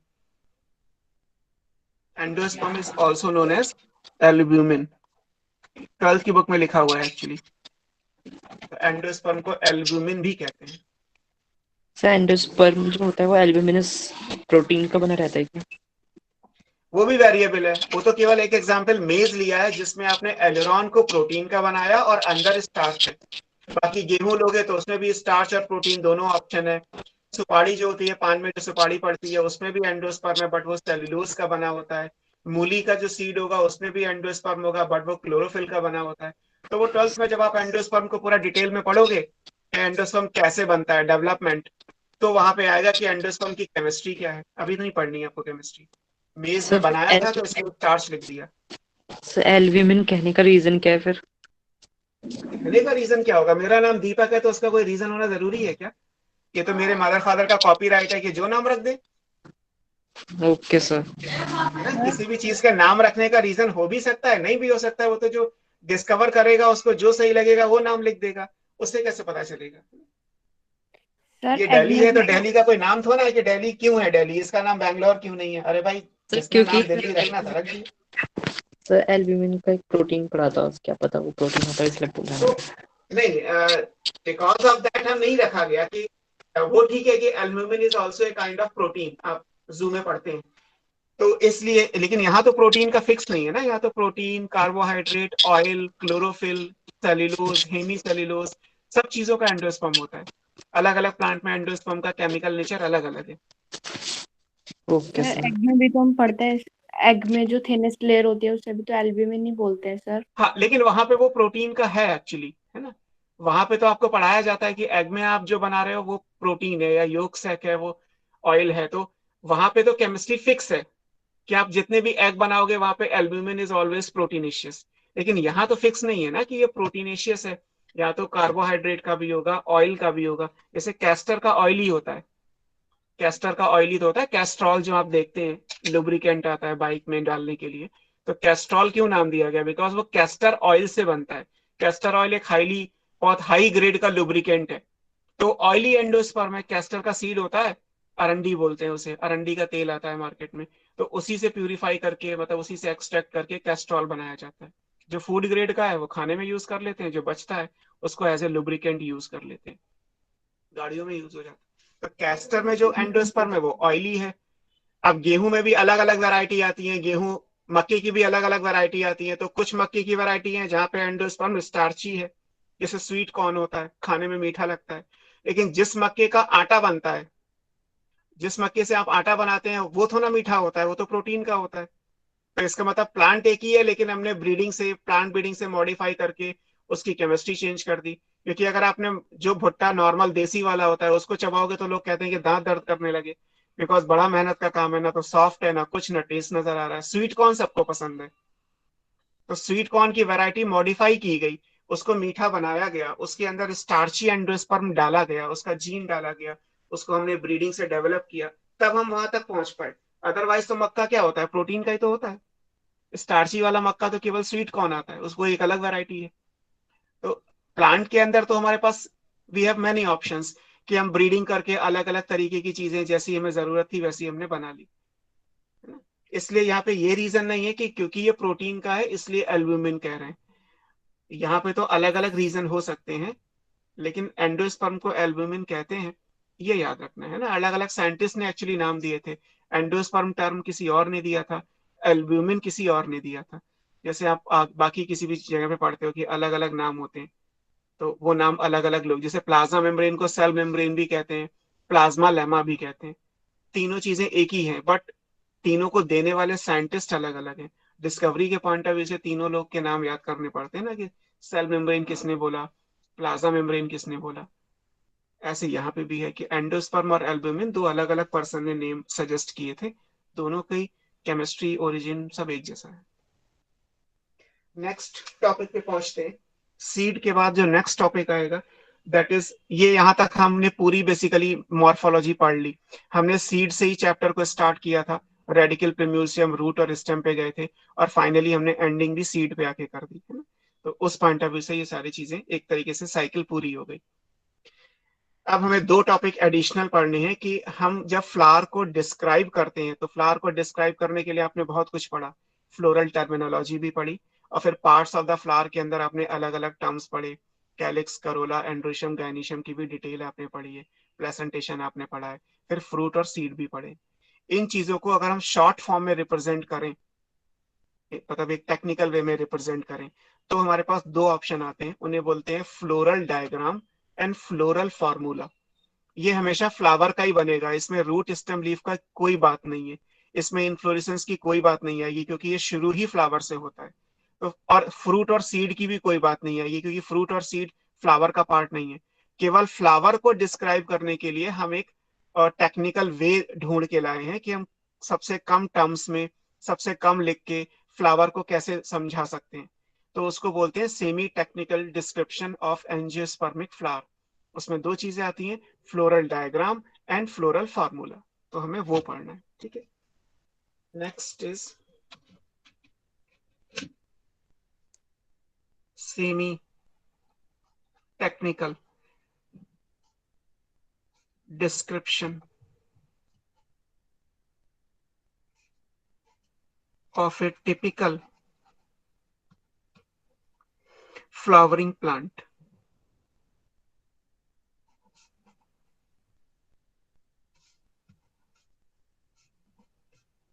ये आएगा, क्योंकि जो मॉर्फोलॉजिकल फीचर्स हैं किसी फ्लावरिंग प्लांट के, उनको डिस्क्राइब करना बहुत कॉम्प्लिकेटेड है। क्योंकि आपने जैसे लिख दिया कि भाई आपने अलग अलग कंडीशंस पढ़ी, monadelphous, diadelphous, polyadelphous, syngenesious, synandrous, ये सब मैंने एंड्रोशियम में पढ़ा है आपको, टेट्राडाइनेमस, डाइडाइनेमस, एपीपेटलस, एपीफिलस, गाइनेंड्रस, पॉलीएंड्रस, ये सारे मैंने आपको केवल एंड्रोशियम में पढ़ाए हैं टर्म्स। ऐसे आपने गायनीशियम में पढ़े हैं, bicarpellary, tricarpellary, pentacarpellary, syncarpous, apocarpous, superior ovary, inferior ovary, half inferior ovary. Presentation कल आपने पढ़ा, डिफरेंट टाइप का था। ऐसे कैलिक्स और करोला में एस्टिवेशन था, वेलवेट है, इम्ब्रिकेट है, या वैक्सिलरी है, या ट्विस्टेड है, ये सब चीजें हमने पढ़ी। परसिस्टेंट कैलिक्स भी हमने पढ़े, फ्यूज है तो पॉली वर्ड आया, गैमो वर्ड आया, फ्री है तो पॉली आया। तो ये सारी चीजों को अगर हम शॉर्ट फॉर्म में डिस्क्राइब करना चाहें तो जिस मेथड से करेंगे वो ये हेडिंग आएगी, है ना। यहाँ पे दो चीजें आती हैं, one is called floral diagram, another is floral formula. दोनों ही अपने आप में कुछ लिमिटेशंस के साथ हैं, मतलब हम किसी एक को बना के सारी बातें नहीं कह पाएंगे। अगर हम फ्लोरल डायग्राम बनाएंगे तो भी कुछ चीजें छूट जाएंगी, और अगर हम फ्लोरल फार्मूला लिख दें तो भी कुछ चीजें मिस हो जाएंगी। हमें दोनों लिखेंगे तो सारी चीजें हम कवर कर लेंगे, इसीलिए ये सेमी टेक्निकल है, टेक्निकल नहीं है। बिकॉज अगर आपने केवल डायग्राम बनाया तो कुछ चीजें हम डायग्राम में शो नहीं कर सकते, हमें उनको बना के दिखाना पड़ेगा, लिखना पड़ेगा बेसिकली। कुछ चीजें हम लिखते हैं तो हम उन्हें दिखा नहीं सकते, तो हमें बना के दिखाना पड़ेगा। तो दोनों चीजें बनाएंगे तो डिस्क्रिप्शन पूरा हो जाएगा। ये डिस्क्रिप्शन केवल फ्लावर का होगा, अगेन रिपीट कर रहा हूँ, root, stem, leaf, inflorescence, fruit, seed, इन सब के बारे में यहाँ पे कोई बात नहीं होगी। केवल आपने जो स्टार्ट किया है ब्रैक्ट से, वहां से आके स्टार्ट करते करते प्रेजेंटेशन तक, जितना आपने पार्ट्स ऑफ द फ्लावर और फ्लोरल टर्मिनोलॉजी में पढ़ा है, उतनी बात के लिए ये टॉपिक दे रखा है अलग से। तो यहाँ दो चीजें आ जाएंगी, one is called floral diagram and floral, चलो पहले floral formula and floral diagram.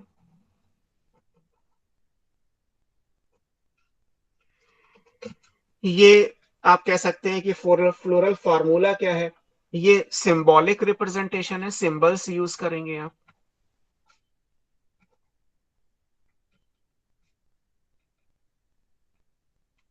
और डायग्राम में आप बना के दिखाएंगे, ये डायग्रामेटिक रिप्रेजेंटेशन।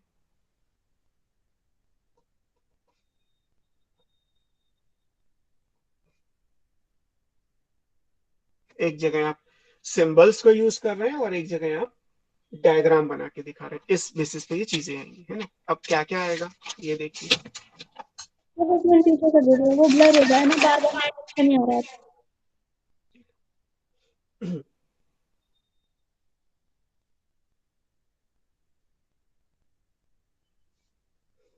पहले फार्मूले ओके में सर। देख लेते हैं क्या क्या चीजें आएंगी, ठीक है, और फिर हम उसको डायग्राम में देखते हैं। थोड़ा सा कॉम्प्लिकेटेड लगेगा आपको, तो उसका एक ही सोल्यूशन है कि जो एनसीईआरटी ने दे दिया है वो एज सच, जैसे आप ड्राइंग में फिगर को याद करते हैं किसी भी, कि सर ये बना दिया फिगर, लाइफ साइकिल दे दी, समझ में आए ना आए बना के दिखानी है, तो आपको याद करना जरूरी है। आपको बस याद होना चाहिए, वो इंपॉर्टेंट है, क्योंकि ये नीट में आएगा।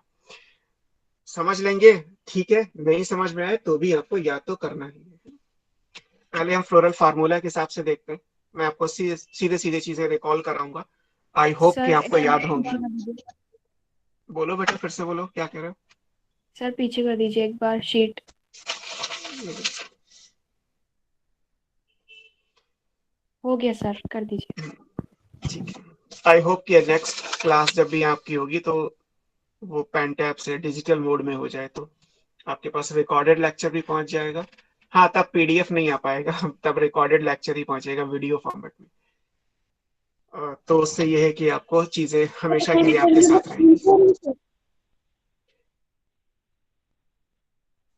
सर स्क्रीन शेयरिंग से? हाँ, मतलब वो वीडियो जैसे यूट्यूब पे आप देखते हो वैसे रिकॉर्डेड लेक्चर्स आपको दिख जाएंगे। मेरी पूरी क्लास 1.5 घंटे की, 2 घंटे की जो भी है, वो आपको मेरे फेस के साथ पढ़ाते हुए डिजिटल मोड में दिख जाएगा। आप अपने पास आपके ऐप पे आता रहेगा, काइट पे, आप जब अपना चाहें तब उस वीडियो को चला के मेरी क्लास देख लीजिए। कोशिश कर रहे हैं धीरे धीरे सेटअप, क्योंकि उसके लिए बनाना पड़ता है। वो बन जाएगा तो फिर ये जो ब्लर्ड वाली बात है ना, वो चीज खत्म हो जाएगी। ओके, हम फुल फार्मूला से पहले स्टार्ट करते हैं कि फार्मूले में क्या क्या चीजें आती हैं। सबसे पहले हमने क्या लिखा था जब हमने फ्लावर को डिस्क्राइब किया था, मैंने सिर्फ पॉइंट में लिख रहा हूँ, तो हमने पहले लिखा था कि ब्रैक्ट प्रेजेंट होगा या नहीं होगा, है ना। आपने इस चीज के लिए लिखा था कि या तो बी आर लिखा होगा या फिर ई बी आर लिखा होगा, है ना, याद है आपको। अब ये मत पूछिएगा कि इन सब के मतलब क्या है, बिकॉज पूरा अच्छा खासा टाइम हमने इस चीज पे दिया पिछली 2-3 क्लासेस में कि इन सब का मीनिंग क्या है, क्योंकि अब हमें सिर्फ सिंबॉलिक चीजें यूज करनी है। तो बी आर या ई बी आर का मतलब है कि ब्रैक्ट है या नहीं है, और ब्रैक्ट क्या होता है वो मैंने फ्लावर के स्टार्टिंग में आपको समझा रखा है ना। फिर इसके बाद क्या आता है, सेक्सुअलिटी, आपको याद होगा। सेक्सुअलिटी के लिए हमने सिंबल बनाए थे, ये बाई सेक्सुअल का सिंबल था, ये मेल फ्लावर का था, ये फीमेल फ्लावर का था, ये न्यूट्रल फ्लावर का था, है ना। तो हम सेक्सुअलिटी को यूज करते हैं, तो आपको सेक्सुअलिटी याद रखनी है। फिर था सिमेट्री। सिमेट्री के लिए आपने क्या बनाया था, या तो एक्टिनोमॉर्फिक फ्लावर था, रेडियल सिमेट्री, या जाइगोमॉर्फिक फ्लावर था, परसेंट के साइन से बनाया था, या एसिमेट्रिक फ्लावर होगा, ASYM लिखा जाता है। 3 कंडीशन थी, एक्टिनोमॉर्फिक, जाइगोमॉर्फिक और एसिमेट्रिक। तीनों में से फ्लावर कोई ना कोई तो होगा। ऐसे सेक्सुअलिटी में बाइसेक्सुअल, मेल, फीमेल या न्यूट्रल, इनमें से कोई ना कोई चीज तो आएगी।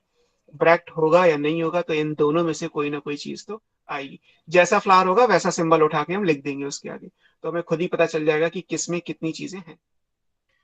अब इसके बाद आता है सबसे बाहर की रिंग, आपने क्या पढ़ी थी, कैलिक्स, है ना। फ्लावर में सबसे बाहर क्या बनाया था आपने, कैलिक्स बनाया था। जब आप फ्लावर में कैलिक्स बनाते हैं तो कैलिक्स को हम के से रिप्रेजेंट करते हैं, इट इज डिनोटेड एज के। कैलिक्स के लिए के लिखा जाएगा, है ना। के साथ 2 पॉसिबिलिटी है, के नीचे उसका नंबर लिखा जाएगा, एन। एन इज क्या है, where N is number of sepal, जितने भी होंगे, 5 हैं, 10 हैं, 2 हैं, 3 हैं, वॉट एवर, यहाँ नंबर लिख दिया जाएगा। जितने भी फ्लावर में सेपल होंगे के नीचे यहाँ नंबर लिख दिया जाएगा। तो आपको अगर ये नंबर ब्रैकेट में है तो ये पॉली हो गया, मतलब हमने लिखा था कि जब फ्यूज नहीं होते तो क्या कहलाता है, पॉलीसेपलस, और जब फ्यूज हो जाते हैं तो क्या कहलाता है, गैमोसेपलस। तो पॉलीसेपलस के लिए हम ब्रैकेट नहीं बनाएंगे, और गैमोसेपलस के लिए वही नंबर ब्रैकेट में लिख देंगे। मान लीजिए कहीं पे लिखा है के ब्रैकेट में एन, एन की जगह 5 लिखा है, के ब्रैकेट में 5, तो इसका मतलब 5 सेपल है, क्योंकि के है, इसका मतलब कैलिक्स, कैलिक्स की यूनिट सेपल कहलाती है। तो 5 सेपल है और वो फ्यूज है, इसलिए ब्रैकेट के अंदर है। अगर ब्रैकेट के बिना 5 लिखा हुआ है तो इसका मतलब पांचों फ्री है। इस तरीके से लिख देंगे तो आइडिया लग जाएगा कि कितने कैलिक्स में सेपल है और वो फ्री है या फिर वो फ्यूज है। ठीक है, ये कैलिक्स की बात हो गई। ऐसे फिर क्या आएगा, कोरोला। कोरोला के लिए सी लिखा जाता है। यहाँ पे भी दो पॉसिबिलिटी है, सी के नीचे एन आएगा और सी के नीचे एन ब्रैकेट में आएगा। तो ये हो गया हमारा पॉलीपेटलस और ये हमारा हो गया गैमोपेटलस। और यहाँ पे एन क्या है, N is the number of petal, क्योंकि करोला के अंदर यूनिट क्या होती है, पेटल्स होती है, तो हमने पेटल्स का लिख दिया जाएगा। मान लीजिए करोला 4 है तो हमने सी और नीचे 4 लिख दिया। अगर चारों फ्यूज होंगे तो 4 को ब्रैकेट में करके सी लिख दिया जाएगा। अगर 2 बड़े 2 छोटे होंगे तो सी 2 + 2 लिख दिया जाएगा। जैसे होंगे वैसा लिख देंगे। N is the number of petal. Free और फ्यूज के लिए ब्रैकेट बनाना है और नहीं बनाना है, इस बात को देखा जाता है। फिर आपने पढ़ा था कि मोनोकॉट में कैलिक्स करोला की जगह एक कॉमन रिंग थी, उसको हमने क्या बोला था, पेरियंथ।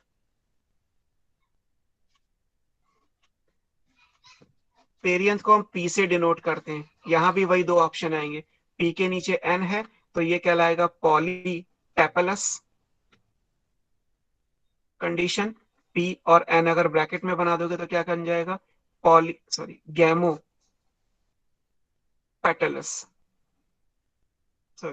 गैमोटेपलस। टेपल होती है ना पेरियंथ की unit, this is gamotepalous where n is number of tepal.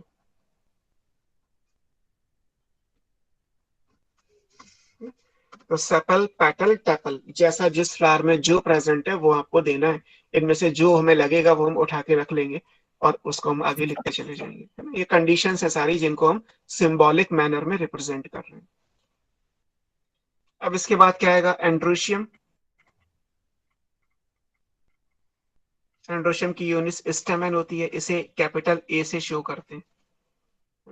जैसे सी हो गया, पी हो गया, के हो गया, एन हो गया, तो ए स्टैंड फॉर एंड्रोशियम। फिर अब एंड्रोशियम में हमने क्या क्या पढ़ा था, एंड्रोशियम में ए के नीचे नंबर आएगा स्मॉल एन, तो ये क्या बन जाएगा, पॉलीएंड्रस। याद है, कंडीशन लिखी थी। और अगर हमने ए के नीचे एन को ब्रैकेट में कर दिया तो ये फ्यूजन हो जाएगा। फ्यूजन में अब ये डिपेंड करता है कि हम यहाँ पे कितना लिखेंगे, क्योंकि हमने यहाँ पे अलग अलग टर्म्स पढ़े थे। हमारे टर्म्स क्या थे, यहाँ पे मोनो एडल्फस था, एक ग्रुप में लिखोगे तो ऐसे। फिर आपने डाई एडल्फस लिखा था, फिर आपने एक पॉली एडल्फस कंडीशन लिखी थी, फिर आपने एक सिनजिनेशियस लिखा था और लास्ट में एक सिन एंड्रस लिखा था। ये सब आपने चीजें क्या पढ़ी थी, this is what cohesion of स्टेमन। याद है, स्टेमन का कोहेशन था। एन यहाँ पे क्या है, N is the number of stamen. जैसे एक ग्रुप है तो हमने ए के नीचे एन ब्रैकेट में बना दिया, मोनो एडल्फस हो गया। 2 ग्रुप है तो 2 ब्रैकेट बना दिए जाएंगे। 9 + 1 हमने लिख के लिखा था, तो 9 को ब्रैकेट में, 1 अलग।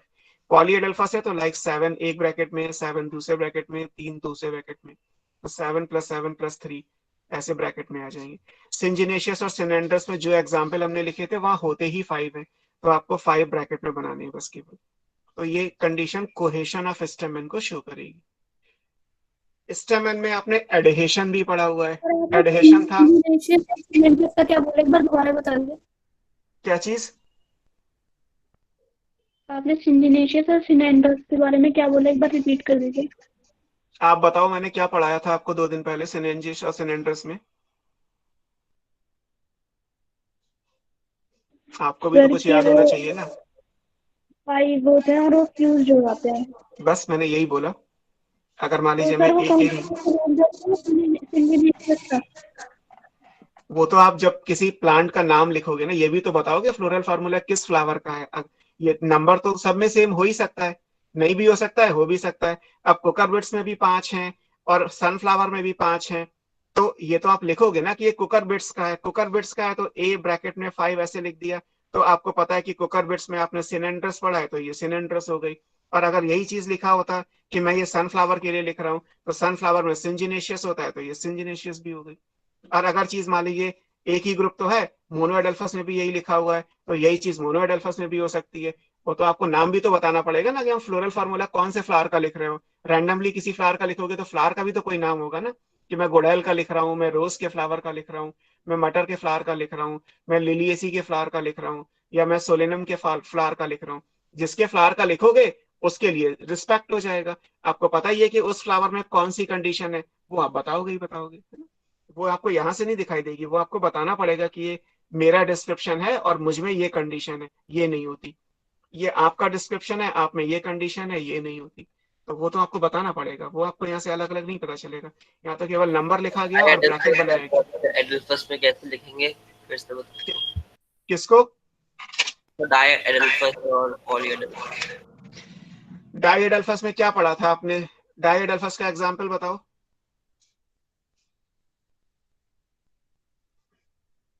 बोलो, डाई एडल्फस का एग्जाम्पल क्या है?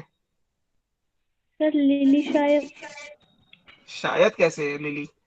ना तो लिली है और न शायद का तो कोई मतलब ही नहीं है। जब पढ़ा रखा है तो याद भी तो कौन करेगा, आप ही तो करोगे ना। डायोडल्फस में आपने फैबेसी फैमिली पी लिखा हुआ था 9+1, तो डायोडल्फस लिखोगे तो एंड्रोशियम में 9 का एक ग्रुप है, एक अकेला है, ये डायोडल्फस हो गया। 10 स्टामेन है, 9 एक साथ, एक अकेला। उस दिन भी मैंने बोला था इसको आप ऐसे नहीं लिख सकते। फायदा क्या है आप लोगों को पढ़ाने का अगर आप याद ही नहीं करोगे तो। ये चीज तो मुझे बिल्कुल पसंद नहीं है कि मेरे पढ़ाने के बाद अगर मेरी पढ़ाई हुई चीज आपको याद नहीं है तो बेकारी में इतनी मेहनत लेके पढ़ा रहा हूँ। जल्दी जल्दी खत्म करता हूँ, इतना डिस्क्रिप्शन थोड़ा एनसीईआरटी ने दिया है, लेकिन पूछा सब जाएगा।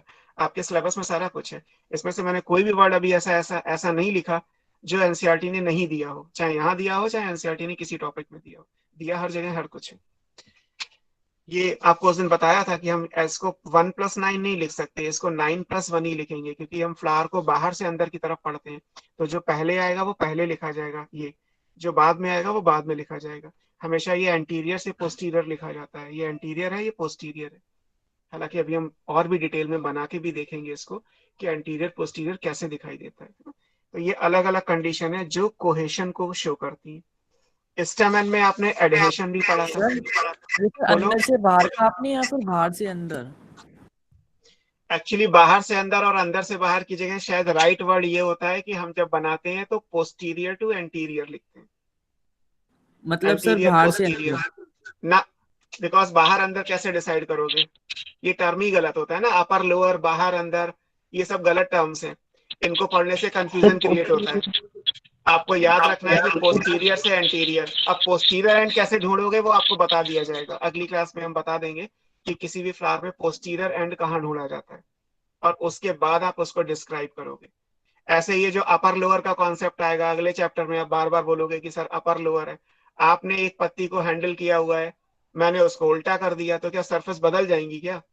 तो आपके लिए जो अपर है वो मेरे लिए लोअर बन जाएगा क्या? ऐसे तो प्लांट का डिस्क्रिप्शन ही गलत हो जाएगा। तो अपर लोअर की जगह वहां भी उनके टेक्निकल टर्म्स आ जाएंगे, एबैक्सियल सरफेस, एडैक्सियल सरफेस। तो ये एक्चुअली हम जो लोअर जो अपनी डेली लाइफ में चीजें यूज करते हैं ना, ये बॉटनी या साइंस में अप्लाई नहीं होती। साइंस में हर चीज का एक प्रॉपर वर्ड या प्रॉपर नेम है। डॉर्सल वेंट्रल उल्टा तो ना कर दोगे कि मैं पेट के बल लेट जाऊं और मैं पीठ के बल लेट जाऊं। मेरी पीठ हमेशा डॉर्सल साइड पे ही रहेगी ना, चाहे मैं किसी भी तरीके से लेटूं। ये थोड़ा कहा जाएगा कि नीचे पीठ के बल लेटे हो तो हम, वो डॉर्सल सरफेस है, वो लोअर सरफेस नहीं है। या पेट के बल लेटे हो तो क्या पेट लोअर हो जाएगा? पेट वेंट्रल सरफेस पे आएगा। सरफेस हमेशा डॉर्सल वेंट्रल एंड होते हैं, तो पोस्टीरियर एंटीरियर प्रॉक्सिमल डिस्टल, ये सब चीजें एक्सिस में समझाई जाती है। किसी भी बॉडी को पढ़ने के लिए हमें इन एक्सिस की जरूरत होती है।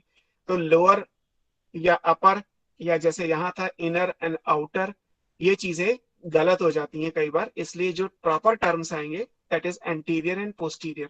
यहाँ पे जो आप टर्म पढ़ोगे वो एंटीरियर पोस्टीरियर होगा। जब आप फ्लोरल डायग्राम बनाओगे तो उसमें पोस्टीरियर और एंटीरियर दिखाया जाएगा, वैसे ही उसको मेंशन किया जाता है। पहले इसको पूरा करते हैं वरना टाइम पूरा हो रहा है आपका। ये हो गया, ये हमने कंप्लीट किया कोहेशन। अगर हम एंड्रोशियम में आपने वो भी पढ़ा था एडहेशन। एडहेशन का मतलब है कि डिफरेंट पार्ट से आएगा। एडहेशन ऑफ स्टेमन भी था। एडहेशन में आपको क्या पढ़ाया था? एक था एपीपेटलस कंडीशन। एपीपेटलस का मतलब है कि स्टेमन पेटल से अटैच होंगे। स्टेमन होता है मतलब एंड्रोशियम है, और पेटल यानी कि होता है करोला। और इनको अगर आप ऊपर एक लाइन बनाओगे, आर्क, तिरछी सी लाइन, ये क्या शो करती है कि स्टेमन जो है वो पेटल से जुड़े हुए हैं, एंड्रोशियम जो है वो करोला से जुड़ा हुआ है। इस कंडीशन को हमने नाम दिया था एपीपेटलस। ऐसे हमने लिखा था एपीफिलस, जहां पे पेरियंथ होता है और वो स्टेमन के साथ जुड़ जाता है, उसके ऊपर आर्क बना दिया जाएगा। ऐसे ही आपको पढ़ाया था गाइनेंड्रस। गाइनेंड्रस में एंड्रोशियम आएगा, इसके बाद गाइनीशियम आएगा, तो एंड्रोशियम और गाइनीशियम जब आपस में जुड़ जाएंगे तो ऐसे बन जाएगा। तो ये आर्क बनाने का मतलब ये होता है कि हम स्टेमन में एडहेशन को शो कर रहे हैं, और ब्रैकेट बनाना है एन के ऊपर तो हम कोहेशन को शो कर रहे हैं, आपस में फ्यूजन और दूसरे पार्ट से फ्यूजन। ये इस तरीके से आएगा। क्लियर? तो कोहेशन और एडहेशन भी आपने स्टेमन में पढ़ा था, तो वो भी कंप्लीट हो गया। अब लास्ट में क्या आएगा? गाइनीशियम, दैट इज जी। अब गाइनीशियम में भी सेम सिचुएशन है। गाइनीशियम में अगर एन लिखा हुआ है तो ये क्या कहलाएगा? N is the number of carpel. But सारी कार्पेल जब फ्यूज नहीं होती तो उसको हम क्या बोलते हैं? यहाँ पॉली और गैमो वर्ड नहीं थे, यहाँ वर्ड क्या था? ये एपोकार्पस कंडीशन थी, है ना? और अगर आपने गाइनीशियम में एन को ब्रैकेट में बना दिया तो ये सिनकार्पस हो जाएगी।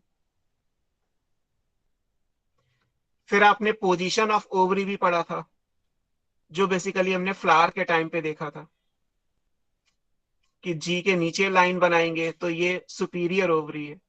सुपीरियर ओवरी का मतलब है फ्लावर कैसा होगा? हाइपोगाइनस। जी के ऊपर लाइन अगर आप बनाएंगे तो ये इंफीरियर ओवरी है। फ्लावर इंफीरियर ओवरी में कैसा होता है? एपीगाइनस। और अगर जी के साइड में लाइन बनी हुई है तो ये कहलाता है half inferior ovary, perigynous. Yes, है ना?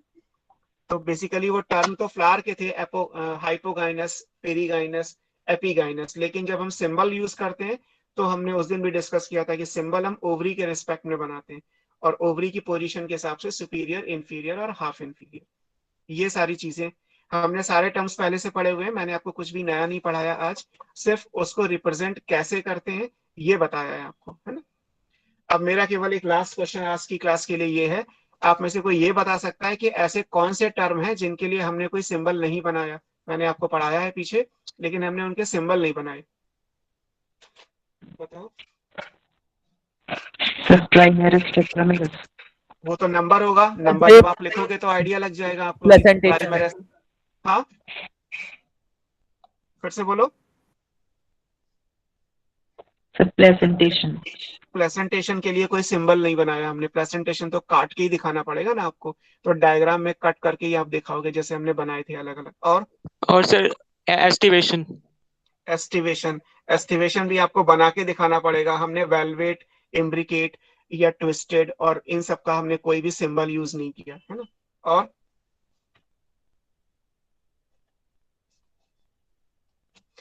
अभी जो हम डिस्कस कर रहे थे, हम यहाँ पे किसी भी तरीके से एंड्स नहीं दिखा सकते कि यहाँ पे पोस्टीरियर क्या है और एंटीरियर क्या है, हमें तो केवल सिंबल पता है। और हमें जबकि बनाना होता है फ्रॉम पोस्टीरियर टू एंटीरियर, उसको हम बोलते हैं मदर एक्सिस। तो तीन चीजों के लिए, ये तीन चीजें ऐसी हैं जिसके लिए हमारा काम फ्लोरल फार्मूला से नहीं चलेगा, हमें उसके लिए डायग्राम बनाना पड़ेगा। तो क्वेश्चन पूछा जाता है कि floral diagram is unique for, and ये आंसर क्या है? That is position of mother axis, जो अभी मैंने आपको समझाया। आप डायग्राम में मदर एक्सिस बनाओगे, और बाकी के दो आपने मुझे खुद ही बता दिए थे, that is aestivation and presentation. इनके लिए आप कोई सिंबल एक्चुअली यूज नहीं करते, ये तो आपको बना के ही दिखाने पड़ेंगे। हालांकि आज टाइम नहीं है कि डायग्राम कैसे बनाया जाता है। यहाँ पे इस टॉपिक में आपके बुक में जो बने हुए हैं floral diagram and floral formula, वो एक्चुअली ब्रेसिकेसी, मस्टर्ड का बना हुआ है। और मस्टर्ड में अगर डायग्राम और फार्मूला बना दिए तो आपको सारे फ्लोरल कैरेक्टर तो पता चल गए ना। हम फ्लावर में डायग्राम क्यों लिख रहे हैं, फार्मूला क्यों बना रहे हैं? क्योंकि हम पूरा डिटेल में नहीं लिखना चाहते कि हमें बार बार लिखना पड़े। एपीपेटलस लिखने से तो अच्छा है सी और ए के ऊपर एक लाइन बना दी जाए। एपीपेटलस लिखने में ज्यादा मेहनत लगेगी, ऐसा लिखने में कम टाइम लगेगा, है ना? या एक्टिनोमॉर्फिक लिखोगे तो बड़ा सा वर्ड है, आप सर्किल के अंदर प्लस बना दीजिए, हो गया काम। तो हम क्योंकि टेक्निकल वे में जाना चाह रहे हैं फ्लावर को डिस्क्राइब करने के लिए, इसलिए हमने फॉर्मूला और डायग्राम को यूज किया। अगर आप डायग्राम बनाओगे तो ये चीजें कवर हो जाएंगी, लेकिन हो सकता है डायग्राम बना के पूरा काम चलेगा, नहीं चलेगा। कुछ चीजों के लिए आपको ये भी चाहिए, तो हम फार्मूला और डायग्राम दोनों अगर बनाएंगे तो फ्लावर का कंप्लीट इंफॉर्मेशन हमें मिल जाएगा। इसीलिए दोनों को यूज किया जाता है, आपको दोनों पढ़ने हैं, डायग्राम एंड फार्मूला। बाकी अगली क्लास के लिए छोड़ देते हैं। सर आपने फ्लोरल डायग्राम क्या अभी बताया? फ्लोरल डायग्राम अभी बना के नहीं दिखाया मैंने, आपकी बुक में बना हुआ है। अगर आप इस टॉपिक में यूनिक फॉर, मतलब ये क्यों बनाते हैं फ्लोरल डायग्राम में, ऐसी क्या चीज है जो फार्मूला में नहीं आ सकती, तो वो ये 3 चीजें हैं। Okay sir.